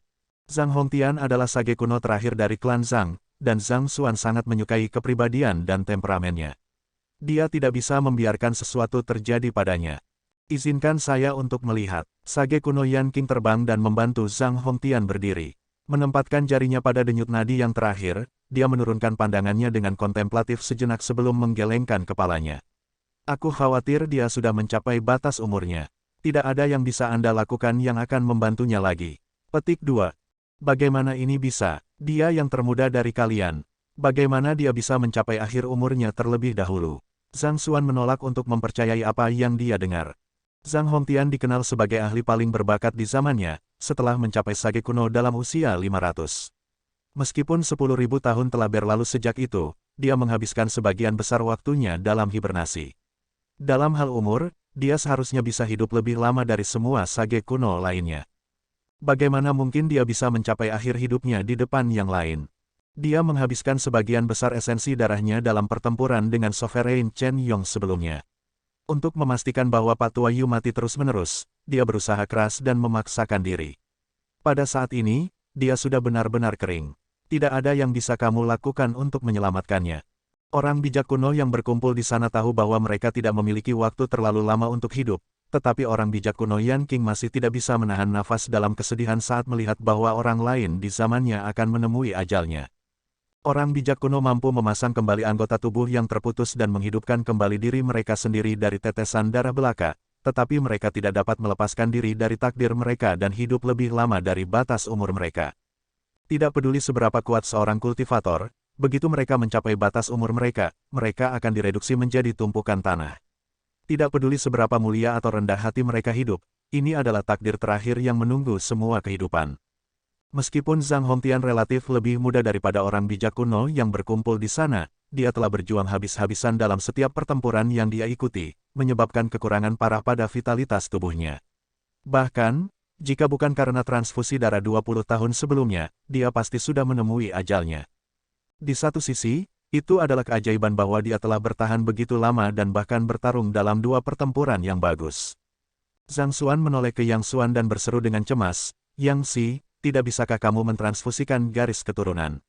Pindahkan darahku ke leluhur tua. Mungkin, itu bisa menyelamatkan hidupnya." Melihat Zhang Xuan yang bingung, Yang Xuan menggelengkan kepalanya dengan ketidakberdayaan yang pahit dan berkata, "Senior, kamu telah mentransfusikan darahmu kepadanya sekali. Darahmu tidak akan efektif lagi untuknya." Tapi, Zhang Xuan ingin memperdebatkan masalah ini, tetapi dia diinterupsi oleh Yang Si. Kelahiran, penuaan, penderitaan, dan kematian, ini adalah siklus alami kehidupan. Bahkan orang bijak kuno tidak dapat keluar dari siklus ini. Kembali ke masa jayanya, klan Zhang terkenal dengan 9 orang bijak kuno yang agung, dan tidak ada orang yang tidak menghormatinya. Tapi seiring berjalannya waktu, masing-masing berubah menjadi tablet di atas altar, menjadi legenda masa lalu yang kadang diingat orang lain. Mendengar kata-kata itu, Zhang Xuan terdiam. "Tidak perlu bersedih karenaku." Zhang Hongtian menatap keturunannya dengan senyum tipis di wajahnya. "Alasan saya bertahan begitu lama adalah karena saya satu-satunya sage kuno yang tersisa di klan Zhang. Jika saya mati, seluruh klan akan jatuh ke dalam kemunduran. Saya sangat senang bahwa Anda telah muncul. Dengan kemampuanmu, kamu bahkan bisa bertahan melawanku. Aku tidak khawatir lagi." Tapi, mata Zhang Xuan memerah. Hidup dan mati adalah bagian dari siklus alam dunia. Sejak Eon of Ancient Sage menghilang dari dunia dan saya memutuskan untuk hibernasi, Zhang Hongtian sudah mati. Satu-satunya alasan saya bertahan hidup adalah untuk memperpanjang kelangsungan hidup klan Zhang dan umat manusia. Zhang Hongtian berkata dalam-dalam. Penampilan Anda telah membebaskan saya dari tanggung jawab yang saya pikul. Saya akhirnya bisa beristirahat tanpa khawatir. Ini bukan momen sedih tapi bahagia. Satu-satunya kekhawatiran yang tersisa yang saya miliki adalah Anda. Anda hanya seorang pembudidaya ranah tubuh Aureate saat ini, tetapi Anda harus membawa seluruh klan Zhang dan bahkan mungkin umat manusia secara keseluruhan. Jalan di depan Anda akan penuh dengan lebih banyak kesulitan daripada saya. Petik 2. Saat Zhang Hongtian berbicara, dia melihat sekelilingnya dan tertawa kecil. Baiklah, teman-temanku, semoga kita bertemu lagi di kehidupan kita selanjutnya dan berjuang bersama sebagai saudara seperjuangan. Aku merasa sedikit lelah sekarang, jadi aku akan pergi. Jadi, Zhang Hongtian menutup matanya untuk terakhir kalinya. Bab 1782, Zhang Xuan jatuh dalam koma. Saudara Hongtian. Melihat mayat di depan mereka, semua orang terdiam. Penampilan muram bisa dilihat di seluruh ruangan. Ini khusus untuk mereka yang berasal dari paviliun guru-guru. Mereka diam luar biasa. Mereka telah berjuang bersama selama hampir 10.000 tahun, dan mereka tahu bahwa perpisahan seperti itu akan datang sejak awal. Namun, ketika saatnya tiba, mereka masih merasa sedikit kosong di dalam. Bahkan mereka yang sekuat orang bijak kuno tidak bisa lepas dari hukum waktu. Sage kuno Yan Qing menggelengkan kepalanya dan menghela nafas. Bukankah keberadaan sage kuno yang telah melampaui surga? Mengapa mereka masih dikendalikan oleh hukum dunia? Zhang Xuan bertanya. Sebagai makhluk yang dianggap telah melampaui langit, dia merasa tidak dapat dimengerti bahwa mereka masih dibatasi oleh hukum dunia, tidak mampu mengendalikan bahkan hidup dan mati mereka sendiri. Orang bijak kuno telah melampaui langit, tetapi hanya dalam hukum mereka sendiri yang telah mereka pahami, sage kuno Yan Qing menjelaskan. Saudara Hongtian memahami hukum ilmu pedang, dan tingkat penguasaannya bahkan melebihi surga itu sendiri. Namun, dalam aspek lain, seperti umurnya sendiri, dia tidak mengatasi keterbatasan dunia. Mendengar kata-kata itu, Zhang Xuan tertegun sejenak. Ilmu pedang, Anda mengatakan bahwa, selama seseorang mampu melampaui surga dalam satu bidang, seseorang akan memenuhi syarat untuk menjadi sage kuno. Dia telah mendengar sedikit demi sedikit tentang prasyarat untuk mendorong terobosan ke sage kuno dari ayahnya, Suot Sensing. Namun, Suot Sensing hanya berada di alam sage 4 dan sempiternal besar, dan hal-hal yang dia tahu didasarkan pada rumor yang diturunkan dari generasi ke generasi. Tidak dapat dihindari bahwa apa yang dia ketahui terbatas dibandingkan dengan ahli top dari 100 sekolah filsuf. Betul sekali, hanya mereka yang telah memahami hukum yang melampaui langit yang dapat naik sebagai sage kuno, jawab sage kuno Yan Qing. Bukankah waktu adalah spesialisasi klan Zhang? Mengapa leluhur tua tidak menggunakan pemahamannya tentang waktu untuk mendorong terobosan ke sage kuno? Zhang Xuan bertanya sekali lagi. Garis keturunan klan Zhang memanfaatkan intisari waktu. Karena itu masalahnya, jika Zhang Hongtian mendorong terobosan menggunakan intisari waktu, apakah dia tidak akan bisa memperpanjang umurnya dan mengatasi keterbatasan waktu? Hukum temporal di berbagai dimensi semuanya terhubung satu sama lain dalam satu atau lain cara. Ini termasuk tidak hanya benua guru-guru dan medan perang dunia lain suku iblis dunia lain tetapi juga dunia yang lebih tinggi seperti tempat di mana Dewa Roh tinggal. Bahkan mereka yang telah memahami intisari waktu tidak akan memahami hukum temporal dari benua guru-guru. Untuk benar-benar mengatasi surga di bidang ini hampir tidak mungkin. Bahkan Kongsi gagal saat itu, apalagi mereka yang mengejarnya. Sage kuno Yan Qing berkata dengan senyum pahit. Waktu adalah salah satu hukum alam semesta yang paling mendasar. Bahkan jika dunia runtuh, 5 elemen padam, dan ruang tidak ada lagi, waktu akan terus berdetak.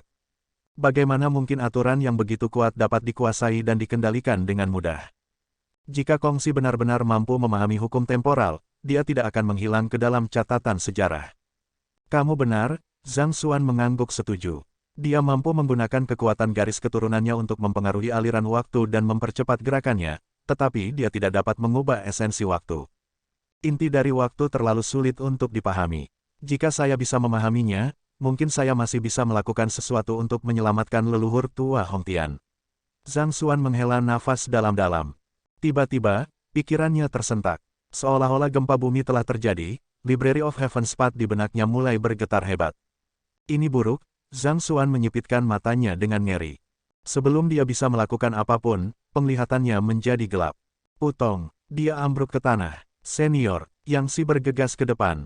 Sage kuno Yan Qing dengan cepat melangkah maju untuk memeriksa kondisi Zhang Xuan sebelum mengerutkan kening bingung. Sepertinya ada semacam kekurangan dalam jiwanya. Sebagai seorang kultivator sage hebat, Mengingat bagaimana Zhang Xuan tidak diserang atau diserang, bagaimana mungkin cedera muncul begitu saja di jiwanya secara tiba-tiba. Apa yang telah terjadi? Saya berspesialisasi dalam bidang jiwa. Izinkan saya untuk melihatnya. Sage kuno dari klan Jiang melangkah maju. Dia dengan cepat mengulurkan energi jiwanya ke Zhang Xuan, tetapi sebelum dia bisa menyelidiki tubuh Zhang Xuan, tubuhnya sendiri mulai bergetar. Dia buru-buru mundur beberapa langkah ke belakang saat wajahnya berubah pucat pasi. Apa yang terjadi? Melihat keadaan Sage kuno dari klan Jiang, semua orang menjadi bingung. Ada semacam energi aneh yang melindungi jiwanya. Saya tidak dapat menyelidiki lebih dalam ke dalam tubuhnya, kata Sage kuno dari klan Jiang. Semacam energi aneh melindungi jiwanya. Energi macam apa yang bisa menahanmu? Sage kuno Yan King mengerutkan kening tidak mengerti. Sebagai Sage kuno yang berspesialisasi dalam bidang jiwa, tidak mungkin bagi Sage kuno dari ranah kultivasi yang sama untuk menangkis penyelidikannya. Mempertimbangkan bagaimana Zhang Xuan tidak sadarkan diri, tidak terbayangkan baginya untuk bisa menangkis penyelidikan Sage kuno klan Jiang dan bahkan melukainya. Sepertinya, tubuh Sage kuno dari klan Jiang menegang saat dia berbicara. Sepertinya itu adalah kekuatan surga. Dia dilindungi oleh surga. Mendengar kata-kata itu, kerumunan itu melebarkan mata mereka dengan takjub saat mereka mengalihkan pandangan mereka ke arah Zhang Xuan sekali lagi. Memikirkan bahwa seorang pembudidaya sage hebat benar-benar akan dilindungi oleh surga. Apa yang terjadi? Yang Si, aku akan meninggalkanmu untuk melindunginya. Jika terjadi sesuatu, hubungi saya segera. Sementara itu, saya akan memimpin yang lain untuk memperkuat ruang di sekitarnya. Tanpa kodeks besar musim semi dan musim gugur dan segel kongsi yang menjaga tempat itu tetap utuh, seluruh kuil Konfusius telah jatuh ke dalam kehampaan ruang waktu. Jika kita tidak segera menariknya kembali, kita semua akan mati. Sage kuno Yan King berkata dengan cemas. Bintang-bintang sudah menghilang dari langit, menunjukkan bahwa mereka tidak lagi berada di benua guru-guru. Iya, Yang Si mengangguk. Baiklah, ayo beraksi. Sage kuno Yan King berkata sambil dengan cepat membawa Sage kuno pergi. Sementara munculnya kodeks besar musim semi dan musim gugur dan pertempuran besar yang akibatnya pecah telah merusak kuil Konfusius secara signifikan, itu masih merupakan tanah suci yang ditinggalkan oleh Kongsi sendiri. Sebagai keturunan dari garis keturunan Kongsi, mereka tidak bisa membiarkan sesuatu terjadi padanya. Saat kerumunan pergi, Yang Si menurunkan pandangannya ke Zhang Xuan yang tidak sadar dan mengerutkan kening prihatin. Senior, apa yang terjadi padamu? Sama sekali tidak menyadari kejadian di luar, pada saat itu, Zhang Xuan berada dalam keadaan setengah sadar. Rasanya seolah-olah kesadarannya telah dilucuti dari tubuhnya. Samar-samar, dia sepertinya melihat siluet yang familiar di depannya. Dia menatapnya dengan khawatir di matanya. Ruoxin, gumamnya lemah. Jangan khawatir, aku baik-baik saja, kata wanita muda itu. Kamu harus menjaga dirimu sendiri. Ingatlah untuk menyimpan hadiahku bersamamu setiap saat.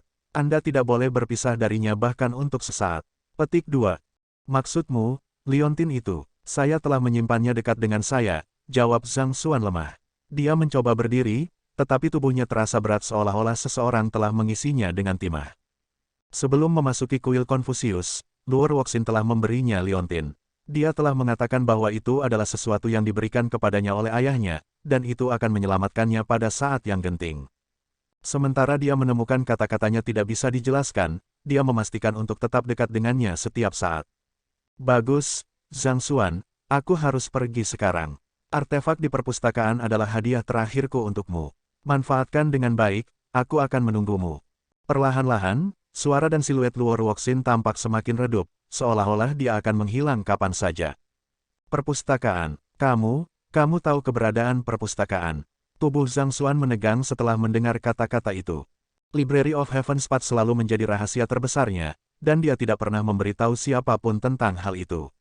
Selama ini, dia mengira Luo Ruoxin tidak menyadari keberadaannya, tetapi siapa yang mengira bahwa dia benar-benar mengetahuinya. Selamat tinggal, Zhang Xuan. Dengan senyum pahit dan kerinduan di matanya, siluet Luo Ruoxin menghilang. Tidak, jangan pergi. Dengan teriakan, tubuh Zhang Xuan melesat ke atas. Baru pada saat itulah dia menyadari bahwa itu semua hanyalah mimpi. Guru, kamu sudah bangun. Beralih ke arah suara itu, dia melihat Zhao Ya, Zheng Yang, dan yang lainnya berdiri tidak terlalu jauh dengan kekhawatiran di mata mereka. Orang tuanya, orang suci pedang Xingmeng, juga ada di ruangan itu. Dengan cepat memindai sekelilingnya, Zhang Xuan bertanya, apakah kita keluar dari kuil Konfusius? Bab 1783, Final di Paviliun Guru-Guru. Zhao Ya, Wei Ruyan, dan Luo Qiki telah memasuki aula utama bersamanya, tetapi karena mereka gagal dalam persidangan, mereka telah dipindahkan keluar. Meskipun Zhang Xuan tidak tahu kemana mereka pergi, dia yakin bahwa mereka tidak akan menghadapi bahaya apapun, jadi dia tidak terlalu mengkhawatirkan mereka. Adapun Zheng Yang, dia belum pernah melihat pemuda itu sejak dia memasuki kuil Konfusius.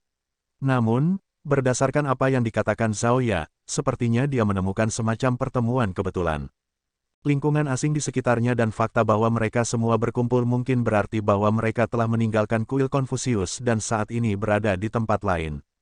Wang Ying melangkah maju dan dengan cemas menjelaskan, kami kembali ke paviliun guru-guru bersama guru-guru lainnya. Guru, Anda sudah tidak sadarkan diri selama 3 hari sekarang.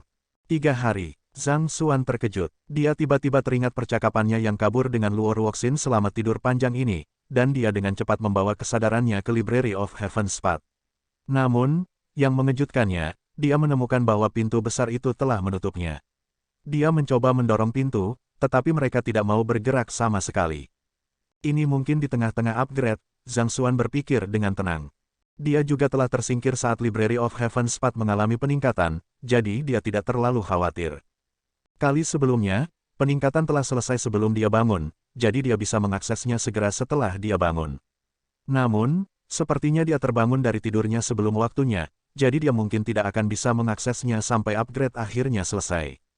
Mengetahui bahwa itu mungkin akan memakan waktu lebih lama, Zhang Xuan memutuskan untuk tidak repot dengan itu untuk saat ini. Sebaliknya, dia mulai menilai kerumunan di depannya. Tidak buruk, sepertinya kalian semua telah tumbuh sedikit dalam perjalanan melalui kuil Konfusius, puji Zhang Xuan. Semua muridnya telah mencapai kesempurnaan alam Sage 4 dan sempiternal besar. Energi luar biasa melonjak melalui tubuh mereka, dan sepertinya mereka siap untuk mencapai terobosan kapan saja. Jadi, pada akhirnya, Zhang Xuan kembali menjadi yang terlemah di antara mereka semua. Hanya memikirkan masalah itu membuatnya merasa agak tertahan. Menghela napas dalam-dalam, dia mengalihkan pandangannya ke arah orang tuanya, dan segera, matanya berbinar. Dia telah memesan 2 buah bodi untuk konsumsi mereka sehingga mereka dapat mendorong terobosan dalam kedalaman jiwa mereka, tetapi sepertinya mereka berdua telah mengalami semacam pertemuan kebetulan lagi dan berhasil membuat terobosan dalam jiwa mereka. Kedalaman. Pada level mereka saat ini, sepertinya mereka tidak jauh dari mencapai Sage kuno. Aku memiliki seni pedang kolaboratif di sini yang harus kalian berdua coba latih. Saya percaya bahwa itu akan membantu Anda dalam mengatasi kemacetan Anda saat ini. Zhang Xuan merenung sejenak sebelum mengetuk jarinya dengan ringan. Manual teknik kultivasi tercetak tepat di benak para orang suci pedang Xingmeng. Dia telah melihat-lihat buku yang tak terhitung banyaknya di gunung buku, sehingga memberinya pengetahuan yang diperlukan untuk lebih meningkatkan ilmu pedang kolaboratif Xingmeng Sword Science. Meskipun masih jauh dari melampaui surga, itu pasti akan membawa Sein pedang Xingmeng selangkah lebih dekat menuju terobosan. Selama mereka mengolahnya dengan rajin, mereka secara bertahap akan menjadi lebih kuat dan lebih kuat. Akhirnya, suatu hari akan tiba ketika mereka akhirnya melangkah melintasi batas untuk menjadi Sage kuno yang lengkap, memberi mereka kekuatan untuk secara mengesankan menguasai seluruh dunia. Zheng Yang dan Wang Ying, saya akan memberikan 2 buah bodi ini kepada Anda bersama-sama dengan teknik budidaya penempaan hati ini. Kembangkan dengan baik. Zhang Xuan menoleh ke murid-muridnya dan mempercayakan 2 buah bodi terakhir kepada mereka. Kedalaman jiwanya telah melampaui ambang batas yang diperlukan untuk seorang Sage kuno, sehingga buah bodi tidak lagi berguna baginya. Daripada menimbun mereka, mereka akan dimanfaatkan lebih baik dengan murid-muridnya. Akar pohon ini adalah salah satu inti dari 6 dimensi luar kuil Konfusius, dan memiliki kemampuan pesona roh yang luar biasa. Wang Ying, aku ingin kamu mencoba menjinakkannya. Ini akan sangat berguna bagi Anda dalam memajukan kemampuan Anda sebagai kebangkitan roh. Zheng Yang, saya memperoleh tombak ini dari salah satu ahli dari suku iblis dunia lain. Meskipun itu lebih rendah dari tombak surgawi tulang nagaku, itu masih merupakan artefak puncak Sage besar. Itu akan meningkatkan kekuatan bertarungmu secara signifikan. Karena Zhang Xuan telah menjinakkan inti dari 6 dimensi luar, tidak mungkin bagi pembudidaya lain untuk mengklaim kepemilikannya. Begitu dia meninggalkan aula utama, mereka semua dengan cepat meninggalkan daerah itu untuk mengejarnya dan memasuki cincin penyimpanannya. Lu Chong, aku tidak ingin kamu berpikir bahwa aku bias. Karena jiwa Anda yang kuat, Anda dapat meningkatkan kedalaman jiwa Anda dengan cepat, sehingga buah bodi tidak banyak berguna bagi Anda. Sebagai gantinya, saya akan memberi Anda Seal of Souls. Itu mampu melahap jiwa orang lain dan mengubahnya menjadi energi jiwa terkonsentrasi untuk menyehatkan tubuh Anda. Saya percaya bahwa Anda tidak akan mengeksploitasi kemampuannya untuk tujuan jahat. Sementara Yuan Tao adalah yang pertama menjalani cobaan Sage kuno, saya percaya bahwa Anda masih yang paling mungkin mencapai Sage kuno. Zhang Xuan menyerahkan Seal of Souls, yang berfungsi sebagai tanda otoritas untuk pemimpin Soul Oracle Guild, ke Lu Chong. Jika digunakan dengan baik, Seal of Souls dapat memberi Lu Chong pasokan energi jiwa terkonsentrasi yang tak ada habisnya. Jelas tidak ada harta yang lebih baik dari ini untuk Oracle jiwa. Adapun kristal es, sementara itu tidak lagi memanfaatkan energi es, itu masih kompatibel dengan tubuh Yin murni Zaoya, jadi Zhang Xuan memberikannya padanya. Demikian pula, ikan koi diberikan kepada Wei Ruyan, dan 5 raja diberikan kepada Yuan Tao. Setelah membagikan jarahannya dari kuil Konfusius, Zhang Xuan memasuki kanvas 4 musim. Tidak lama kemudian, dia kembali dengan wajah sedikit pucat. Saya baru saja menyegel sebagian Ion of Ancient Sage ke dalam masing-masing lukisan ini menggunakan seni spasial saya. Ambil satu masing-masing, katanya sambil membagikan lukisannya di antara orang banyak. Kongsi telah mampu memotong sebagian dunia dan menyegelnya dalam sebuah lukisan, mempertahankannya selama puluhan ribu tahun tanpa kausan sedikitpun. Setelah membaca buku yang tak terhitung jumlahnya tentang melukis di Gunung Buku, pemahamannya tentang melukis juga telah mencapai tingkat yang sama dengan Kongsi. Dengan penguasaannya saat ini, tidak terlalu sulit baginya untuk lebih jauh memotong ruang di dalam kanvas 4 musim dan mendistribusikannya. Dengan lukisan-lukisan itu, bahkan jika dia tidak berada di sisi mereka, orang tua dan murid-muridnya masih dapat mendorong terobosan ke Sage kuno. Xuan apakah ada yang salah? Aku tidak tahu apakah aku terlalu banyak berpikir, tapi rasanya ada sesuatu yang membebani pikiranmu.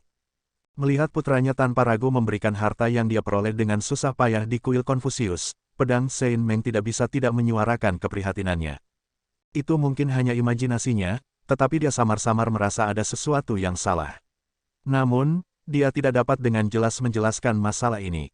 Memang benar bahwa klan Zhang telah kehilangan Sage kuno terakhir mereka, tetapi Yang Si telah mengatakan bahwa siapapun yang berani mengganggu klan Zhang harus menghadapi kemarahannya.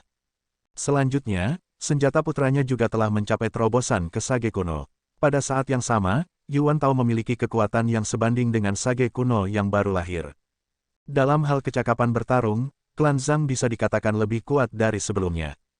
Tentu saja, hilangnya Zhang Hongtian, Rana Reinkarnasi Darah Tiga dan Sage kuno, merupakan pukulan besar bagi klan Zhang, tetapi Yang Si dan Black Saber Infernal adalah Sage kuno yang tidak harus berhibernasi dan dapat bergerak dengan bebas. Secara alami, mereka adalah pencegah yang jauh lebih kuat daripada Zhang Hongtian meskipun alam kultivasi mereka lebih rendah. Tanpa ragu, klan Zhang adalah pemenang terbesar dalam ekspedisi kuil Konfusius, dan itu cukup menjamin masa depan yang cerah. Meskipun begitu, rasanya seperti putranya terburu-buru untuk memberikan barang miliknya, seolah-olah dia kehabisan waktu. Bukan apa-apa, jawab Zhang Xuan sambil tersenyum. Dia berdiri dan meregangkan punggungnya dengan malas ketika dia bertanya, apakah ada orang dari markas Paviliun Guru-Guru datang dalam 3 hari terakhir? Paviliun Master Ren dari Paviliun Guru-Guru mengatakan agar Anda mencarinya setelah Anda bangun dari tidur Anda, kata Sword Saint Sing. Begitu, aku akan meninggalkan kalian semua untuk berkultivasi.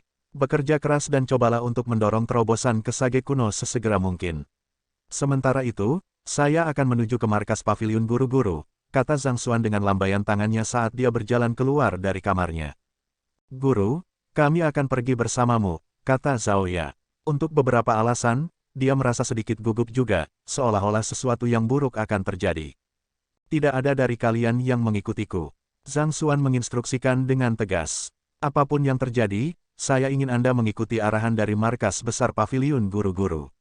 Dalam situasi apapun Anda tidak boleh menyebabkan masalah. Petik 2. Apa yang sedang terjadi? Kerumunan saling menatap dengan bingung, tidak dapat memahami apa yang sedang terjadi. Mereka hanya bisa menyaksikan dengan linglung saat siluet pemuda itu menghilang ke lorong spasial. Ketika Luor Woxin mengambil kodeks besar musim semi dan musim gugur dan dinyatakan sebagai Dewa Roh, mereka telah meninggalkan gedung aula utama. Setelah itu, mereka sangat khawatir tentang Zhang Xuan sehingga mereka hampir tidak mendengar apapun yang terjadi di luar. Saat mereka bertanya-tanya apa yang sedang terjadi, Sebuah suara bergema-bergema di udara, bergema di seluruh benua guru-guru. Kepala klan Zhang, Zhang Xuan, telah dinyatakan bersalah memimpin Dewa Roh suku Iblis dunia lain ke aula utama untuk mencuri kodeks besar musim semi dan musim gugur. Meskipun itu adalah kesalahan penilaian yang tidak disengaja di pihaknya, tindakannya tidak diragukan lagi telah menempatkan umat manusia dalam posisi yang berbahaya. Karena rasa bersalah, dia memilih untuk mengakhiri hidupnya di markas paviliun guru-guru. Semoga semua guru master dan manusia mengambil ini sebagai pelajaran untuk tidak pernah dibutakan oleh kepuasan diri. Hanya dibutuhkan satu kesalahan untuk menjerumuskan seluruh umat manusia ke dalam bahaya. Guru, Xuan Er, hanya pada saat itu orang banyak menyadari apa yang sedang terjadi. Tidak dapat mempercayai apa yang mereka dengar, mereka berlari keluar ruangan. Tanda pisah. Wah, akhirnya arc lain selesai. Saya berpikir untuk mengadakan AMA akhir pekan ini karena kita sudah memiliki begitu banyak bab tetapi belum benar-benar mengenal satu sama lain. Bagaimanapun, saya akan memposting detailnya nanti. Bab 1784, Bisikan Menara Jam Malam. Salju melayang dengan tenang di perbatasan paling utara dari benua guru-guru. Sebuah menara jam tua berdiri dalam kehancuran di tanah bersalju itu. Petualang yang tak terhitung jumlahnya berkumpul di bawah menara jam tua itu. Di sanalah salah satu dari 6 galeri bawah tanah utama, galeri bawah tanah Ichisea, berada. Jarang ada orang di sekitar sana, tetapi setelah iblis dunia lain mundur dari galeri bawah tanah, daerah itu dengan cepat berubah menjadi pos perdagangan utama. Banyak ahli akan melewati daerah itu setiap hari. Sama seperti galeri bawah tanah lainnya, galeri bawah tanah Ichisea dipenuhi dengan niat membunuh yang terkonsentrasi karena bulan merah yang menggantung tinggi di langit, merusak semua bentuk kehidupan yang berkeliaran di area tersebut. Namun, banyak tanaman tangguh yang tidak ada di benua guru-guru masih berakar dan berkecambah di tanah itu meskipun dalam kondisi ekstrim. Tanaman itu berfungsi sebagai obat yang berharga, dan juga merupakan katalis yang ideal untuk membuat senjata tingkat atas, menjadikannya sangat berharga. Untuk menemukan tanaman itu, banyak petualang yang rela mempertaruhkan nyawa mereka untuk menjelajah ke galeri bawah tanah Ichisea. Karena seringnya bentrokan dengan iblis dunia lain di masa lalu, paviliun guru-guru telah mengunci galeri bawah tanah, yang memungkinkan hanya guru utama yang memasuki area tersebut. Namun, dengan mundurnya iblis dunia lain, beberapa pembudidaya yang lebih kuat mulai menjelajah ke tanah berbahaya itu, berharap untuk mencari sumber daya langka di tanah itu. Tidak butuh waktu lama bagi mereka untuk menyadari bahwa galeri bawah tanah praktis adalah harta karun. Saat komoditas berharga dibawa keluar satu demi satu, semakin banyak petualang mulai turun ke galeri bawah tanah untuk mencari kekayaan besar. Pada saat itu, mereka yang berdiri di bawah menara jam tua itu adalah para pembudidaya yang ingin mencoba peruntungan mereka. Badai salju semakin berat dan semakin berat. Saat-saat seperti inilah Ichisea Subterranean Gallery otomatis menutup sendiri, sehingga mustahil untuk memasuki area tersebut. Yang bisa kita lakukan di saat seperti ini adalah menunggu di sini sampai langit cerah.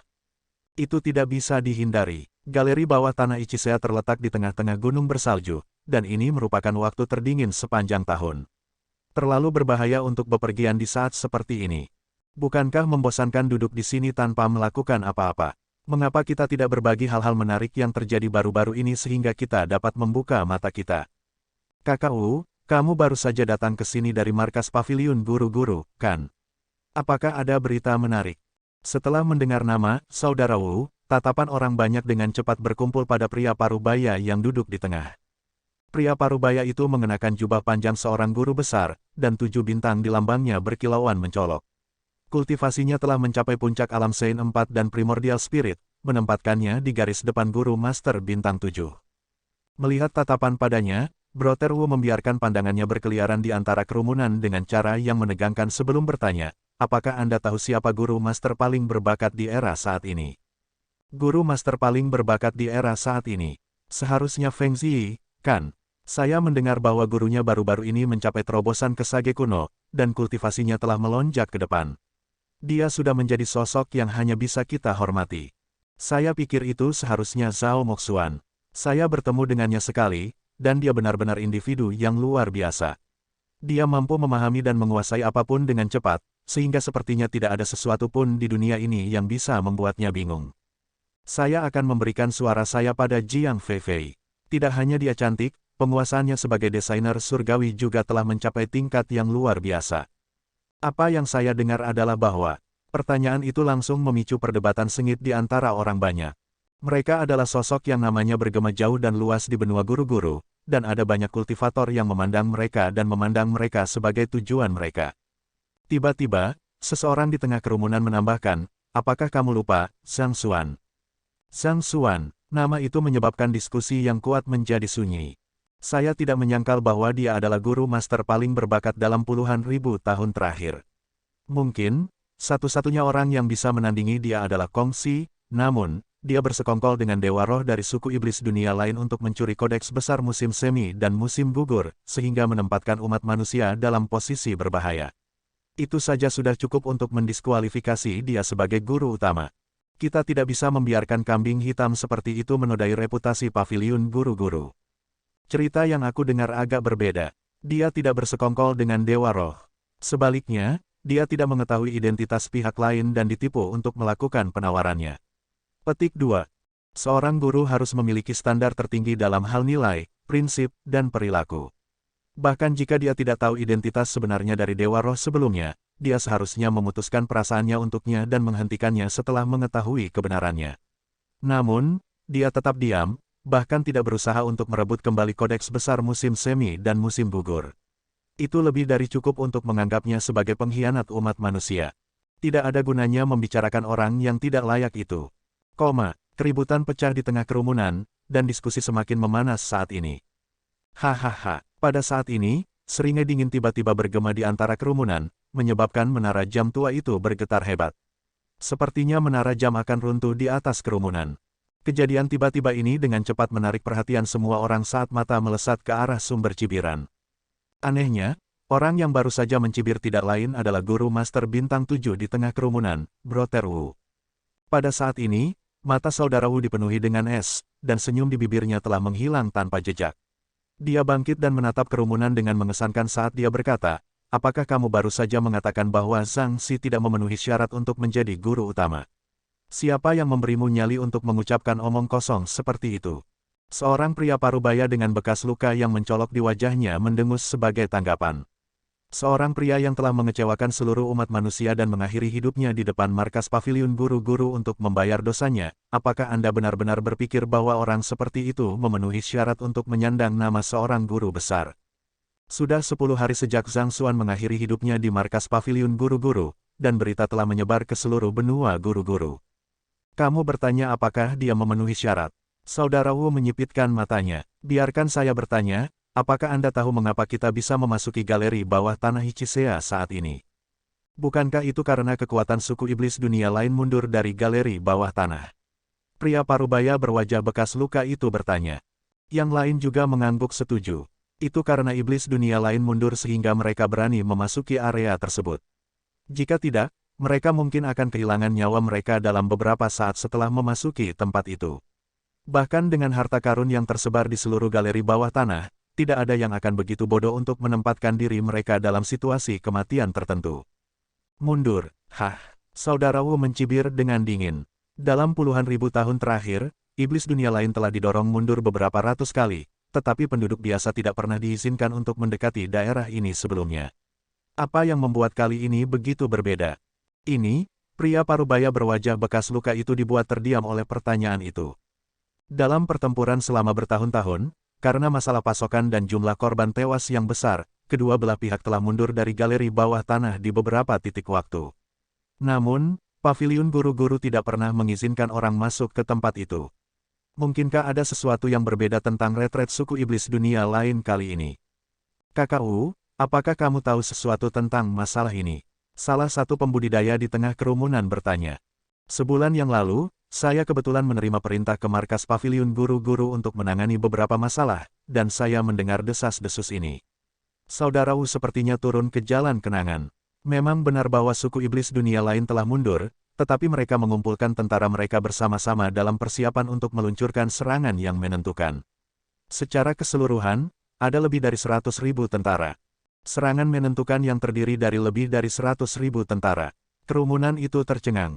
Mereka semua menyadari kekuatan luar biasa yang dimiliki oleh iblis dunia lain.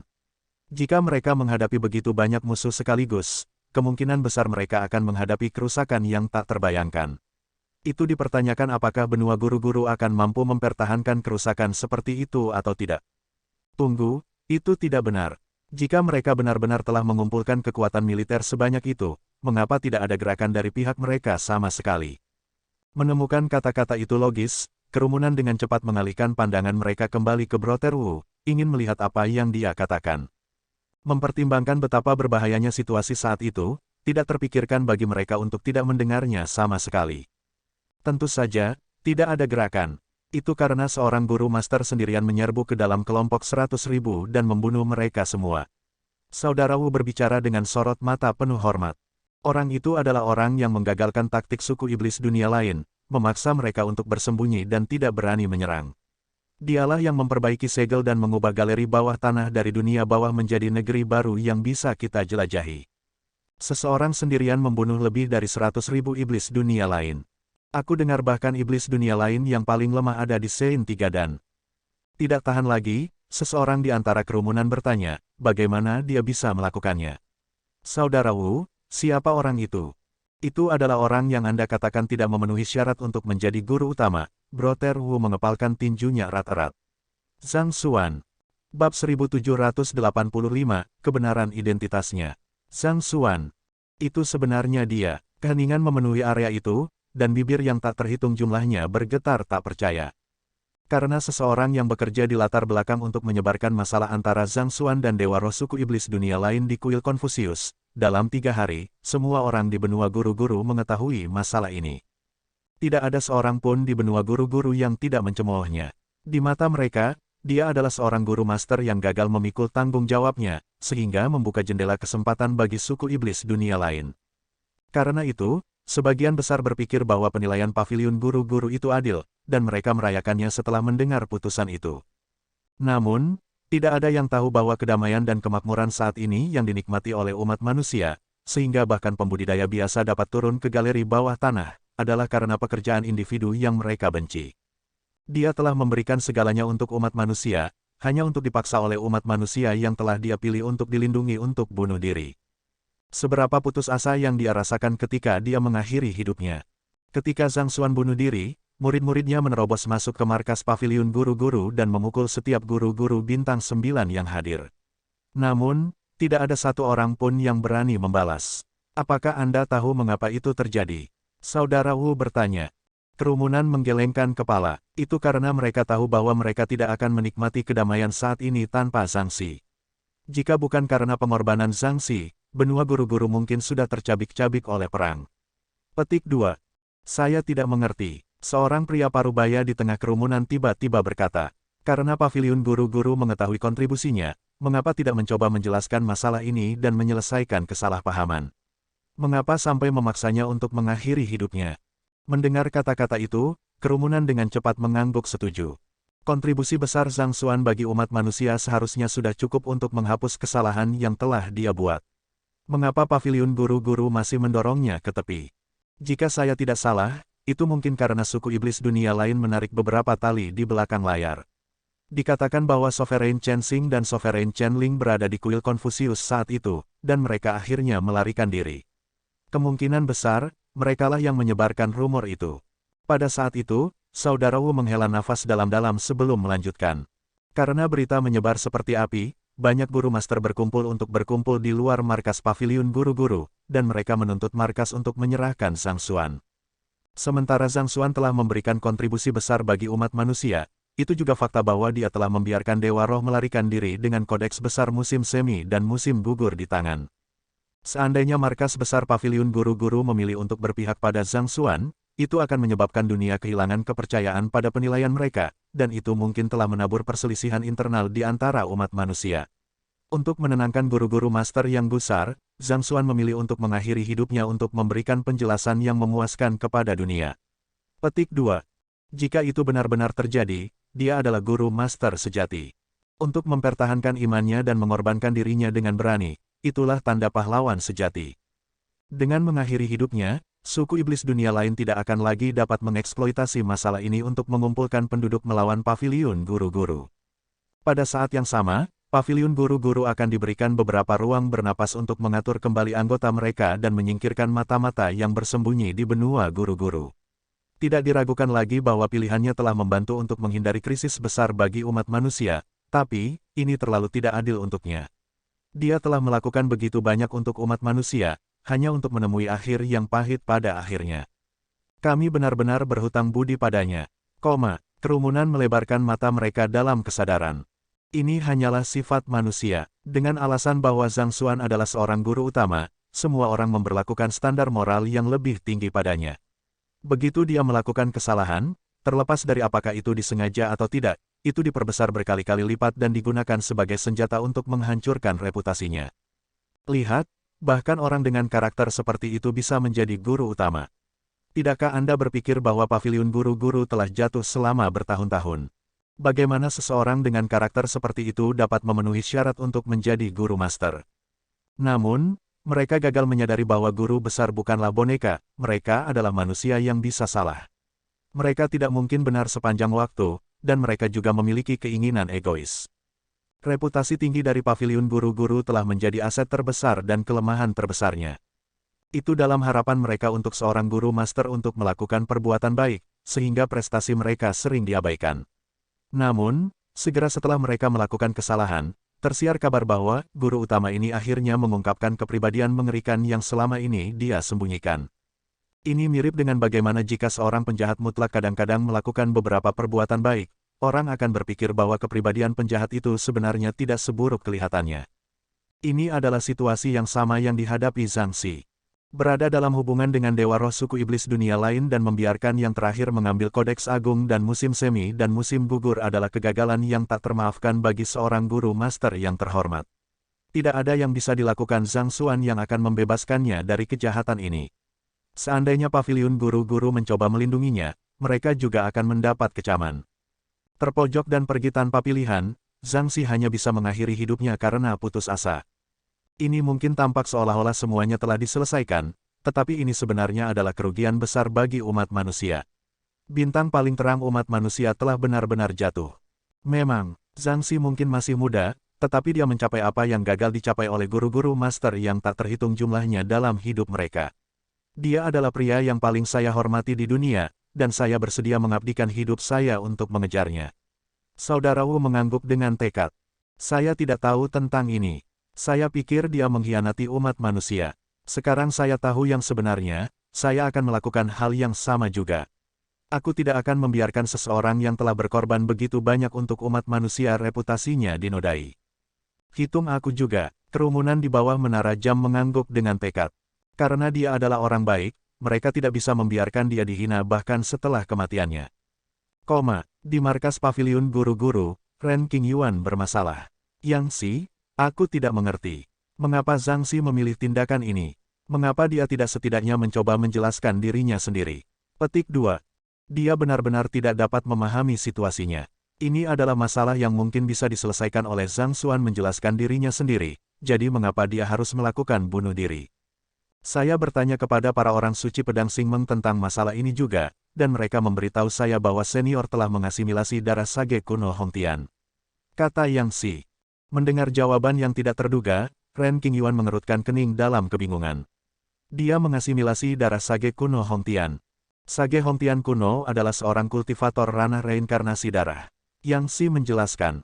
Penggarap alam reinkarnasi darah, mengasimilasi darah sage kuno Hongtian, tunggu sebentar. Mungkinkah itu? Ren Qingyuan menyipitkan pikirannya saat sebuah pikiran muncul di benaknya. Betul sekali, Yang Xi mengangguk. Alasan mengapa seniorku memilih untuk mengakhiri hidupnya di markas paviliun guru-guru kemungkinan lebih dari sekadar penjelasan bagi umat manusia. Dia mungkin memiliki beberapa motif lain dalam pikirannya. Adapun secara spesifik, saya khawatir saya tidak mampu menebak pikirannya. Dengan kata lain, Zhang Xi belum mati. Ren Qingyuan mengepalkan tinjunya dengan gelisah. Dia mengira pemuda itu benar-benar telah meninggal, dan dia telah berduka begitu lama. Namun, jika pemuda itu benar-benar mengasimilasi darah seorang kultivator alam reinkarnasi darah, tidak mungkin dia akan mati dengan mudah. Saya harus meminta Anda untuk mempertimbangkan masalah ini dengan sangat rahasia. Jangan membicarakannya sebelum orang lain. Melihat ekspresi gelisah di wajah Ren Qingyuan, Yang Xi dengan tegas memperingatkannya. Yakinlah, aku mengerti. Ren Qingyuan buru-buru mengangguk. Baik, Yang Xi mengangguk sebelum terdiam. Tak lama setelah Ren Qingyuan meninggalkan ruangan, Yang Xi melambaikan tangannya, dan dia berteleportasi ke ruang terlipat yang unik. Aliran waktu di ruang terlipat itu terasa berbeda dari benua guru-guru. Itu jauh lebih lambat, sehingga 10 hari di dunia luar dapat diterjemahkan menjadi berlalunya 1 hari di dalam ruang terlipat. Anda di sini. Setelah melihat Yang Si, seorang sage kuno dari paviliun guru-guru terbangun dari tidurnya dan bangkit. Tak lama, beberapa sage kuno lainnya terbang dan berkumpul di sekelilingnya. Mereka adalah beberapa orang bijak kuno yang selamat dari pertempuran melawan penguasa Chen Yong di kuil Konfusius. Sage kuno Yan Qing juga ada di antara kerumunan. Kamu mengatakan bahwa kamu memiliki beberapa hal yang ingin kamu informasikan kepada kami. Apa itu? Sage kuno Yan Qing bertanya. Kembali ketika mereka berada di kuil Konfusius, Yang Si mengatakan bahwa dia memiliki sesuatu untuk diberitahukan kepada mereka, tetapi tidak nyaman bagi mereka untuk berbicara di sana karena kerahasiaan masalah tersebut. Yang ingin saya katakan adalah identitas asli Sang Si. Yang Si membungkuk dalam-dalam sebelum perlahan mengangkat kepalanya. Identitas aslinya, kerumunan mengerutkan kening dengan bingung, tidak yakin apa yang sedang dikendarai oleh Yang Si. Apakah Zhang Xuan bukan guru utama? Identitas lain apa yang mungkin dia miliki? Betul sekali, Yang Si mengangguk. Sejujurnya kepada kalian semua, dia bukan hanya seorang guru master tetapi juga seorang guru-guru surgawi.